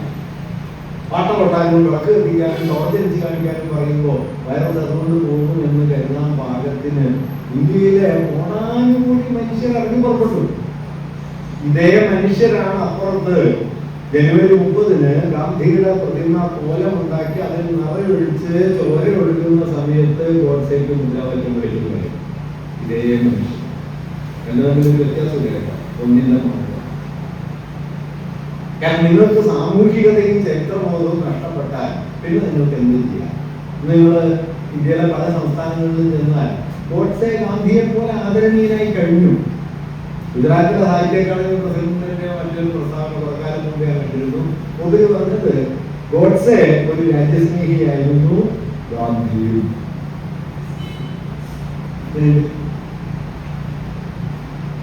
ഇത് നോർമലൈസ് ചെയ്യപ്പെടുക. ഗാന്ധിയാണ് വിഭജനത്തിന്റെ കാരണക്കാരെന്ന് വിശ്വസിക്കുന്ന കോടിക്കണക്കിന് ആളുകളിൽ. നിങ്ങളൊരു ഹിന്ദുത്വവാദിയോട് ചോദിച്ചു നോക്കൂ, ആരാ വിഭജനം ഉണ്ടാക്കിയത്? ഗാന്ധിയാന്ന് പറയും. ആകെ വിഭജനത്തെ എതിർത്ത ഒറ്റ ആളാണ്. വിഭജനം ഇന്ത്യ വിഴുങ്ങിയ സമയത്ത് അതിനെതിരെ സമ്പൂർണമായി നിലകൊണ്ട ഒരേ ഒരാളാണ് ഗാന്ധി. ഇന്ത്യയിലെ ഒരു പാർട്ടിയും വിഭജനത്തെ അതുപോലെ എതിർത്തിട്ടില്ല. ഒരു പാർട്ടിയും, ഗാന്ധി മാത്രം. ഒരു 5-6 ലക്ഷം പേര് അങ്ങോട്ടും ഇങ്ങോട്ടും ഡിസ്പ്ലേസ്ഡ് ആവും. അതിർത്തി മേഖലകളിൽ നിന്നായിരുന്നു കോൺഗ്രസ് കരുതിയത്, ബ്രിട്ടീഷ് ഗവൺമെന്റ് കരുതിയത്, മുസ്ലിം ലീഗ് കരുതിയത്. 2 കോടി ആളുകൾ അഭയാർത്ഥികളായി. 2 കോടി ആളുകൾ. കൊല്ലപ്പെട്ടവരുടെ കണക്ക് 10 ലക്ഷത്തിനും 20 ലക്ഷത്തിനും ഇടയ്ക്കാണ്. എത്ര പേർന്ന് ആർക്കും നിശ്ചയില്ല. ലോകത്തെ ഏറ്റവും വലിയ വർഗീയ കലാപം ഗാന്ധിയുടെ മുമ്പിൽ നടന്നു. ഇത് നടക്കുമെന്ന് ആദ്യമേ പറഞ്ഞുകൊണ്ടിരുന്ന ഒരാളായിരുന്നു ഗാന്ധി. അതിനെ ചെറുക്കാൻ വേണ്ടിയിട്ട് പട്ടിണി കിടന്ന ആളാണ്. ഡൽഹി കലാപത്തിന്റെ പിടിയിൽപ്പെട്ട് തമ്മിൽ കൊന്നൊടുക്കുന്ന പൈശാചിക രൂപങ്ങളായി എല്ലാ മനുഷ്യരും മാറിയ സമയത്ത് 78-ാം വയസ്സിൽ പട്ടിണി കിടന്നിട്ട് അതിനെ പിടിച്ചു കിട്ടിയ ആളാണ് ഗാന്ധി. ഗാന്ധി ഡൽഹിയിൽ തിരിച്ചെത്തുന്നത്, കൽക്കട്ടയിൽ വരുന്നത് 1947 സെപ്റ്റംബർ 9-ാം തീയതി രാവിലെ. 144 ദിവസം ഗാന്ധി ഡൽഹിയിലാണ്. ആ 144 ദിവസം ഡൽഹിയിൽ ഉണ്ടായത് കൊണ്ടാണ് ഞാൻ ഉറച്ചു വിശ്വസിക്കുന്നു ഇന്ത്യ ഒരു ഹിന്ദു രാജ്യമായി അവസാനിക്കാതിരുന്നത്. അല്ലെങ്കിൽ 48 ഇന്ത്യ ഹിന്ദു രാജ്യം. അമ്മാതിരി വിഭജനാവസ്ഥ. അതിനെ ചെറുത്തത് ഞാൻ കരുതുന്നത് ഗാന്ധിയുടെ ചോരയ്ക്ക് മുകളിലാണ്. ആദ്യത്തെ ഒരു 50 കൊല്ലമെങ്കിലും ഇന്ത്യ ഒരു സെക്യുലർ സ്റ്റേറ്റ് ആയിട്ടുണ്ട്. ആ ചോര കൊണ്ടാണ്. ആ ഗാന്ധിയെ മതവർഗീയവാദിയും വിഭജനത്തിന്റെ ഉത്തരവാദിയുമായി അവതരിപ്പിച്ച് അവമതിക്കാൻ ഒരു മടിയുമില്ലാത്ത കോടാനുകോടി മനുഷ്യർക്ക് ഇന്ത്യയിലുണ്ട്. കേരളത്തിലും വേണ്ടത്ര ആളുകൾ. ഞാൻ പറയുന്നത് ചരിത്രബോധം നഷ്ടപ്പെട്ടാൽ പിന്നെ വെറും ആൾക്കൂട്ടമാണ് ഫാസിസ്റ്റുകളുടെ ഒന്നാമത്തെ സ്രോതസ്, ശക്തി സ്രോതസ്. ഫാഷിസത്തെ കുറിച്ച് ലോകത്തുണ്ടായ ഏറ്റവും പ്രധാനപ്പെട്ട പഠനം വിൽഹം റീഖ് എന്ന പേരായിട്ടുള്ള ഒരു മനഃശാസ്ത്രജ്ഞയാണ്. തൊഴിലായി വന്ന ആളാണ് അദ്ദേഹം. ഫാഷിസത്തെ കുറിച്ച് എഴുതിയ ഗ്രന്ഥത്തിന്റെ ശീർഷകം തന്നെ മാസ് സൈക്കോളജി ഓഫ് ഫാഷിസം. ഫാഷിസത്തിന്റെ ആൾക്കൂട്ട മനഃശാസ്ത്രം. ജനതയെ, സമൂഹത്തെ ആൾക്കൂട്ടം എന്ന് വിളിക്കുന്ന, ഒരു തകരച്ചെണ്ട പോലെ മുഴങ്ങിക്കൊണ്ടിരിക്കുന്ന, ഉള്ളു പൊള്ളയായ ഒരു പറ്റമാക്കി മാറ്റുക എന്നതാണ് ഫാഷിസ്റ്റുകൾ ഒന്നാമതായി ചെയ്യുന്ന കാര്യം. ഈ പറ്റ നിർമ്മാണത്തിന്റെ യുക്തിയാണ് നമ്മുടെ മാധ്യമങ്ങൾ, നമ്മുടെ വിദ്യാഭ്യാസം, നമ്മുടെ പൊതു സംവിധാനങ്ങൾ ഒക്കെ കഴിഞ്ഞ കുറെ കാലമായി ചെയ്തുകൊണ്ടിരിക്കുന്നത്. അതൊന്നും ഒന്നിലും അപ്പുറത്ത് അല്ലെങ്കിൽ ഇപ്പുറത്ത്. ഇതിനിടയിലുള്ള സന്നിഗ്ധതകളോ ചരിത്രപരമായ വൈവിധ്യങ്ങളോ ഒന്നും നിങ്ങൾക്ക് പാടില്ല. ഒന്നും നിങ്ങളെ ശാസിക്കുകയും ഈ ഒരു പൊതുബോധത്തെ ഇങ്ങനെ സൃഷ്ടിച്ച് കേരളത്തെ, അതിന്റെ സാമൂഹ്യ വളർച്ചയുടെ ചരിത്രത്തെയൊക്കെ ഇപ്പോ വലതുപക്ഷ ചിന്തകരെന്ന് വിളിക്കുന്ന ചില ആളുകൾ കൊണ്ടുചെന്ന് കെട്ടുന്നത് നമ്മൾ ശ്രദ്ധിച്ചറിയാൻ പറ്റും. പഴയ രാജഭരണകാലത്തിന്റെ മഹിമയിലാണ്. രാജാവ് വലിയ കേമനായിരുന്നില്ല. രാജാവ് കൊള്ളാത്ത ആളാണെന്ന് വിളിച്ചു പറയാനായിട്ട് ഈ സമീപകാലത്തുണ്ടായിരുന്ന അവസാനത്തെ ആളാണ് കഴിഞ്ഞ ആഴ്ച മരിച്ചത്. അപ്പൊ ഇത് പത്രമായിട്ട് തിരുവിതാംകൂർ മഹാരാജാവെന്നാണ്. ഏത് രാജ്യമാണ്? ഈ രാജ്യവസാനിച്ചിട്ട് 75 പക്ഷെ മഹാരാജാവുണ്ട്.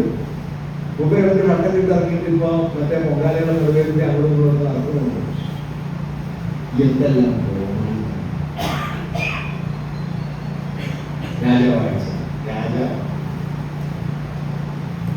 കേരളത്തിലെ ഏറ്റവും വലിയ പത്രാധിപരായിരുന്നു കേസരി രാമകൃഷ്ണപിള്ള. കേസരി രാജവാഴ്ചക്കെതിരായിരുന്നു, രാജാവിനല്ല, അല്ല ദിവാനല്ല, രാജവാഴ്ചക്കെതിരെ. കേസരിയും സ്വദേശാഭിമാനിയും തമ്മിലുള്ള അടിസ്ഥാന വ്യത്യാസം അതാണ്. സ്വദേശാഭിമാനി കൂടുതൽ എതിർത്തത് ദിവാനെയാണ്, കേസരി അടിസ്ഥാനപരമായി എതിർത്തത് രാജാവിനെ. രാജവാഴ്ച അവസാനിക്കണം. അപ്പൊ അങ്ങനെ എഴുതിക്കൊണ്ട് പറഞ്ഞുകൊണ്ടിരിക്കുന്ന സമയത്താണ് രാജാവ് മരിച്ചുപോയി, ശ്രീമൂലനാണ്. അപ്പൊ കേസരി രാജാവിന്റെ ശവസംസ്കാരങ്ങളാണ്. തിരിച്ചു വന്നു കഴിഞ്ഞപ്പോ കേസരിയുടെ സുഹൃത്തുക്കൾ ചോദിച്ചു, അല്ല രാജവാഴ്ചയെ ഇത്ര എതിർക്കുന്നത് നിങ്ങൾ എങ്ങനെയാണ് രാജാവിന്റെ ശവസംസ്കാരം കാണാൻ പോയത്? അപ്പൊ കേസരി പറഞ്ഞ മറുപടി എന്താ വെച്ചാൽ, ഒരു രാജാവിന്റെ കത്തി ചാമ്പലാകുന്നത് കാണാൻ വേണ്ടിയിട്ടാണ്. ഈ ഒരു പാരമ്പര്യത്തിൽ നിന്ന് നമ്മൾ എവിടെ എത്തി? ഈ ഒരു പാരമ്പര്യത്തിൽ നിന്ന് സ്വാതന്ത്ര്യപ്രാപ്തിക്ക് 75 വർഷം കഴിയുമ്പോൾ രാജാവ് എന്നെല്ലാം കേൾക്കുകയും രാജവാഴ്ച കൊണ്ടാണ് കേരളം ഇങ്ങനെ ആയതെന്ന് കരുതുകയും, രാജവാഴ്ചയുള്ള സമയത്ത് കേരളത്തിന്റെ ആയുർദൈർഘ്യം എത്രയാണെന്നറിയോ? 50 വയസ്സിൽ താഴെ. ഈ പൊന്നുതമ്പരാക്കന്മാർ മരിക്കുമ്പോൾ 50 വയസ്സിൽ താഴെയാ. 60 വയസ്സിൽ മരിച്ച തിരുവാങ്കൂറിലെ രാജാക്കന്മാർ എത്രയുണ്ടെന്ന് നിങ്ങൾ ആരും കഴിച്ചു നോക്കാം. അപ്പൊ അറിയാം രാജവാഴ്ചകളാണ്. 50 വയസ്സിൽ താഴെയാ ശരാശരി. ലിറ്ററസി റേറ്റ് 13-14 ഇന്ന് 100ആയി. രാജാവ് സംഭാവന ചെയ്തതല്ല, മനുഷ്യര് സമരം ചെയ്തുണ്ടാക്കിയതാണ്. ഇങ്ങനെ മനുഷ്യര് സമരം ചെയ്തുണ്ടാക്കിയ സാമൂഹികമായ ഇടപെടൽ ശേഷിയെ, അതിനെ രൂപപ്പെടുത്തിയ മാനവികതാബോധത്തെ, അതിന്റെ പിന്നിലെ നീതിബോധത്തെ ഒക്കെ പെരുവഴിയിൽ ഉപേക്ഷിച്ചിട്ട് ഞാനും ഭാര്യയെ തട്ടാനും എന്ന യുക്തിയിലേക്ക് മാറി തീർന്ന വലിയൊരു പച്ചമായിട്ട് നമ്മുടെ സമൂഹം പരിണമിക്കുന്നു എന്നതാണ് നമ്മുടെ ഇന്നത്തെ സാമൂഹ്യ വ്യവസ്ഥയുടെ അടിസ്ഥാന സ്വഭാവം. അതുകൊണ്ടാണ് 5 ലക്ഷം പേർക്ക് വീട് വെച്ച് കൊടുത്തിട്ട് നമ്മൾ അറിയാത്തത്. അത് നമ്മുടെ കൺസേണയല്ല, നമ്മുടെ ഏറ്റവും വലിയ അഭിമാനമായി തീരേണ്ട ഒരു കാര്യം നമ്മുടെ പരിഗണനാ വിഷയം പോലും ആകാതിരിക്കുന്നത് അതുകൊണ്ടാണ്. അങ്ങനെ എന്തെല്ലാം കാര്യങ്ങൾ ഞാൻ മുഴുവൻ പറയാൻ ശ്രമിക്കുന്നത്. അതുകൊണ്ട് ഈ നവോത്ഥാനവും നമ്മുടെ സമൂഹവും എന്ന് പറയുന്ന സമയത്ത്, നവോത്ഥാനം നാരായണഗുരു, ധർമ്മസ്വാമി അല്ലെങ്കിൽ കുറച്ച് ആളുകള്, പ്രധാനികള് അവര് പറഞ്ഞ കുറെ വാക്യങ്ങൾ എന്നൊന്നും ധരിക്കരുത്. അതും മനുഷ്യനും മാനുഷികതയും സാമൂഹികതയും സമൂഹ നീതിയും എന്ന ആശയം, അതിന്റെ വ്യാപനം ഇത്രയുള്ളൂ നവോത്ഥാനം. മാനുഷികതയുടെയും സാമൂഹ്യ നീതിയുടെയും മേൽക്കൈ, അതിന് കീഴ്പ്പെടുന്ന ആചാരം, ദൈവം, മതം, ജാതി, സൗഹൃദം, അതായിരുന്നു നവോത്ഥാനത്തിന്റെ ആകത്തുക. അതിലേക്ക് കോൺട്രിബ്യൂട്ട് ചെയ്ത ധാരാളം ഘടകങ്ങളുണ്ട്. അതൊക്കെ നമുക്ക് സോഷ്യോളജിക്കലായി വേറെ വിശദാംശങ്ങൾ പരിശോധിക്കാവുന്നതാണ്. അച്ചടി അതിന് കാരണമായിട്ടുണ്ട്, കൃഷി കാരണമായിട്ടുണ്ട്, ധാന്യവിളകൾ കാരണമായിട്ടുണ്ട്, അല്ലെങ്കിൽ സംരംഭകത്വം, എന്റർപ്രണർഷിപ്പ് എന്ന് പറയുന്നത് കാരണമായിട്ടുണ്ട്, കോളനി ഭരണം അതിന് കാരണമായിട്ടുണ്ട്, മിഷണറി പ്രവർത്തനങ്ങൾ കാരണമായിട്ടുണ്ട്. ഒരുപാട് ഘടകങ്ങളുണ്ട്. അല്ലാതെ ഒറ്റ ഒരാൾ ഒരു ദിവസം കാലത്ത് തീരുമാനിച്ചിറങ്ങിയിട്ട് നവോത്ഥാനം ഉണ്ടാക്കിയതൊന്നുമല്ല, അങ്ങനെയൊന്നുമല്ല. അല്ലെങ്കിൽ നാരായണഗുരു ധർമ്മസ്വാമി 4 പേര് പറഞ്ഞാൽ തീർന്ന പരിപാടിയല്ല നവോത്ഥാനം. വലിയൊരു പ്രോസസ്സാണ്. ഞാൻ അതിന്റെ ചരിത്രമൊന്നും ഇപ്പൊ പറയുന്നില്ല. പക്ഷെ അതിലൂടെ എന്തുണ്ടായി, ഔട്ട്കം എന്താണ്?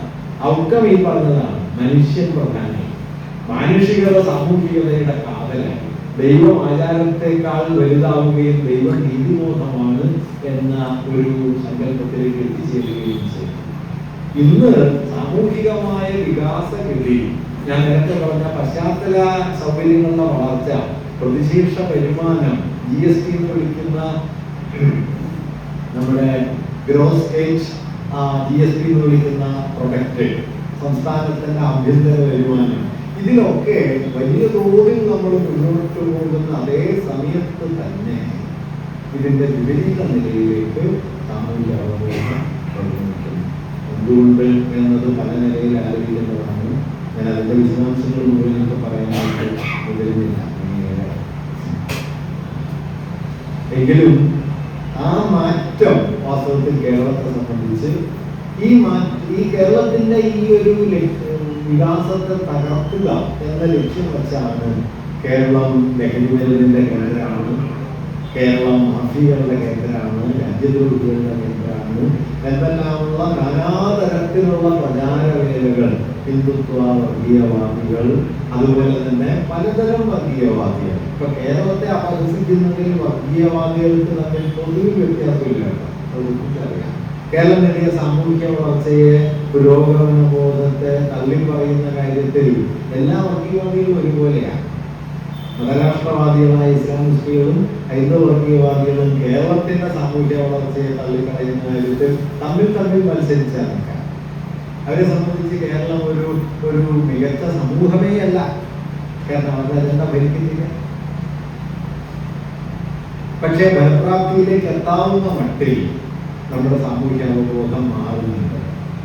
ഫലപ്രാപ്തിയിലേക്ക് എത്താവുന്ന മട്ടിൽ ആ മാറ്റം, അതായത് ഒരു സോഷ്യൽ കോൺഷ്യസ്നെസ് എന്ന് പറയുന്നത് അതിന്റെ പൊളിറ്റിക്കൽ ഡിവിഡന്റ് ഉണ്ടാക്കി തുടങ്ങിയതിന്റെ തെളിവ് കൂടിയാണ് വാസ്തവത്തിൽ 20% വോട്ടിലേക്ക് ഹിന്ദുത്വ വർഗീയത കേരളത്തിൽ എത്തിച്ചേർന്നു എന്നത്. 20 കൊല്ലം മുമ്പ് 6% വോട്ടാണ്, ഇപ്പോൾ 20%. സോഷ്യൽ കോൺഷ്യസ്നെസ് വെറുതെയിരിക്കല്ല, അത് മനുഷ്യന് പ്രവർത്തിച്ച് രാഷ്ട്രീയവും സാമൂഹികവുമായ ഫലങ്ങൾ ഉളവാക്കും. ഏത് വിഷയവും ഒരു കലാപമാകാനുള്ള സാധ്യതയും അവശേഷിപ്പിക്കുന്നു. ഒരാൾ മരിച്ചാല് സമാധിയാണെന്ന് പറഞ്ഞാൽ ആളുകൾ കൂടുക. പണ്ട് ഗുരുവിനോട് ചോദിക്കുന്നത് മരിച്ച എന്ത് ചെയ്യണം, കുടിച്ചിടണോ ദഹിപ്പിക്കണോ? അതൊരു ചെറിയ തർക്കമാണ്. നടന്നതങ്ങനെയുള്ള ആ തർക്കമാണ് ഗുരുവിന്റെ അടുത്ത് ചെയ്യുന്നത്. ഗുരു പറഞ്ഞ ചക്കിലിട്ടാട്ടി എണ്ണയാക്കണം. ചോദിച്ച ആള് അത്ഭുതപ്പെട്ട് പരിഭ്രാന്തനായിട്ട് അയ്യോ എന്ന് പറഞ്ഞു. അപ്പൊ ഗുരു ചോദിച്ചാൽ എന്താ നോവോ?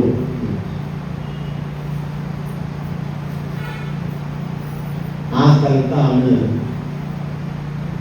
ഒരു ജഡമണ്ണെന്ന് സ്ലാബിട്ട് മൂടിയിട്ട് സമാധിയാണെന്ന് പറഞ്ഞിട്ട് പ്രവർത്തിക്കാൻ ആളുകൾ ലൈംഗപ്പെടുന്നു. നിങ്ങളുടെ സമീപകാലത്ത് കേരളത്തിൽ നടന്ന സ്ത്രീധന കൊലപാതകങ്ങൾ ശ്രദ്ധിക്കുക. എല്ലാ ദിവസവും ഉണ്ടല്ലോ, എല്ലാ ദിവസവും വാർത്ത വരികയല്ല. ഈ കൊലപാതകങ്ങളൊക്കെ ജ്ഞാനികളാണ്, PhD ഉള്ള ആളുകളാണ്. അല്ലാതെ വിവരമില്ല എന്ന് നമ്മൾ എഴുതുന്ന സാധാരണ മനുഷ്യന് സ്ത്രീധന കൊലപാതകം നടന്നില്ല. ഇനി അത് ശ്രദ്ധിക്കണം. പരമദാരിദ്ര്യത്തിലുള്ള ഒരു വീട്ടില് സ്ത്രീധന കൊലപാതകം നടക്കുന്നില്ല. മധ്യവർഗം, ഉപരിവർഗം. ഒരു കാറ് കൊടുത്തു, മറ്റേ കാറും കൂടി കിട്ടാനില്ല. 50 പവൻ കിട്ടി, ബാക്കി 50 കിട്ടാനില്ല. കുറ്റകൃത്യമാണ് ചെയ്യണത്. പക്ഷെ അതിന്റെ പേരിൽ ഒരു സ്ത്രീയെ കൊല്ലാനായിട്ട് ഒരു മടിയില്ല. അതിന് നൂതനങ്ങളായ വിദ്യകൾ കണ്ടെത്തുന്ന ജ്ഞാനികൾ എല്ലാ പഞ്ചായത്തിലും ഉണ്ടായിക്കൊണ്ടിരിക്കുക. പാമ്പിനെ കൊണ്ടുകൊള്ളുക. കഴിഞ്ഞ 5 കൊല്ലത്തിനിടയിലുണ്ടായ സ്ത്രീധന കൊലപാതകങ്ങളുടെ ഒരു പാറ്റേൺ നിങ്ങൾ നോക്കൂ. അക്ഷരാഭ്യാസമില്ലാത്തതോ അറിവില്ലാത്തതോ പരമദാരിദ്ര്യത്തിൽ കഴിയുന്നതോ ആയ ആളുകളല്ല നമ്മുടെ മധ്യവർഗക്കാർ. വലിയ സമ്പത്തുള്ളവർ, സാമൂഹിക അന്തസ്സുള്ളവർ, അവരിലാണ് ഈ നവയാഥാസ്ഥിതികത്വത്തിന്റെ കോട്ടകൾ ഇങ്ങനെ വലുതായി കൊണ്ടിരിക്കുന്നത്. ഞാനൊരു കാര്യത്തിൽ പറഞ്ഞ അവസരമില്ല. ആധുനിക കേരളത്തിലേക്ക് നവോത്ഥാനം വഴി നമ്മൾ കടന്നപ്പോ ഏറ്റവും ആദ്യം അഴിച്ചു കൊണ്ട ഒരു സ്ഥാപനം കുടുംബമാണ്. കുടുംബത്തിൽ കൂടുകെട്ടിയിരുന്ന ഇരുട്ടിനെ പുറത്താക്കിയിട്ട് എന്റെ 4-8 അവസാനം പറയുന്നു, ഈ 4-8 പൊളിച്ച് കളഞ്ഞിട്ട് ചെറിയൊരു വീട് കൊടുക്കണം. ഇനി വീട് പൊളിച്ചു കൊണ്ടിട്ട് ഒരു 4-8. പണ്ട് ഞങ്ങൾ വല്ലതും പറഞ്ഞിരുന്നു, എത്ര കാശ് ചെലവായാലും വേണ്ടില്ല ഒരു ലോക്കസ്റ്റ് വീട് കൊടുക്കുന്നു. എന്നൊരു ലോക്കസ്റ്റ് ഒരു മാതൃകയായ സമയത്ത് പറഞ്ഞിരുന്നതാണ്. അതുപോലെ ഏതോ കാലത്തിന്റെ അവശിഷ്ട ഭാരങ്ങളെയൊക്കെ പേറിക്കൊണ്ട് വന്ന് അതെല്ലാം ഒരു പ്രദർശന വസ്തുവായിട്ട് അതിന്റെ നടുവില് അടുത്ത ജന്മത്തെങ്കിലും ദൈവമേ ബ്രാഹ്മണനാക്കണമെന്ന് പ്രാർത്ഥിക്കുന്ന തരം മനുഷ്യര് നമ്മുടെ ചുറ്റും. ഇവരൊക്കെ നമ്മുടെ മധ്യവർഗ ഗാർഹിക മണ്ഡലങ്ങൾക്കുള്ളിൽ വളരെ സ്വസ്ഥരായി ജീവിക്കുന്നു എന്നുള്ളതാണ് കേരളം നേരിടുന്ന ഏറ്റവും വലിയ വെല്ലുവിളി. കേരളത്തിലെ യാഥാസ്ഥിതികത്വത്തിന്റെ കേന്ദ്രം എന്നെ സംബന്ധിച്ച് ഞാൻ മനസ്സിലാക്കിയെടുത്തോളം അത് കുടുംബങ്ങളാണ്. കഴിഞ്ഞ 75 കൊല്ലങ്ങളിലായിട്ട് ഒരു മാറ്റവും ഇല്ലാതെ നിൽക്കുന്ന മിക്കവാറും ഒരേ ഒരു സാമൂഹ്യ സ്ഥാപനമാണ് നമ്മുടെ കുടുംബം. പുറത്താക്കിയതൊക്കെ അകത്തുണ്ടല്ലോ. ജാതി റോട്ടിലുണ്ടാവില്ല, വീട്ടിലുണ്ട്.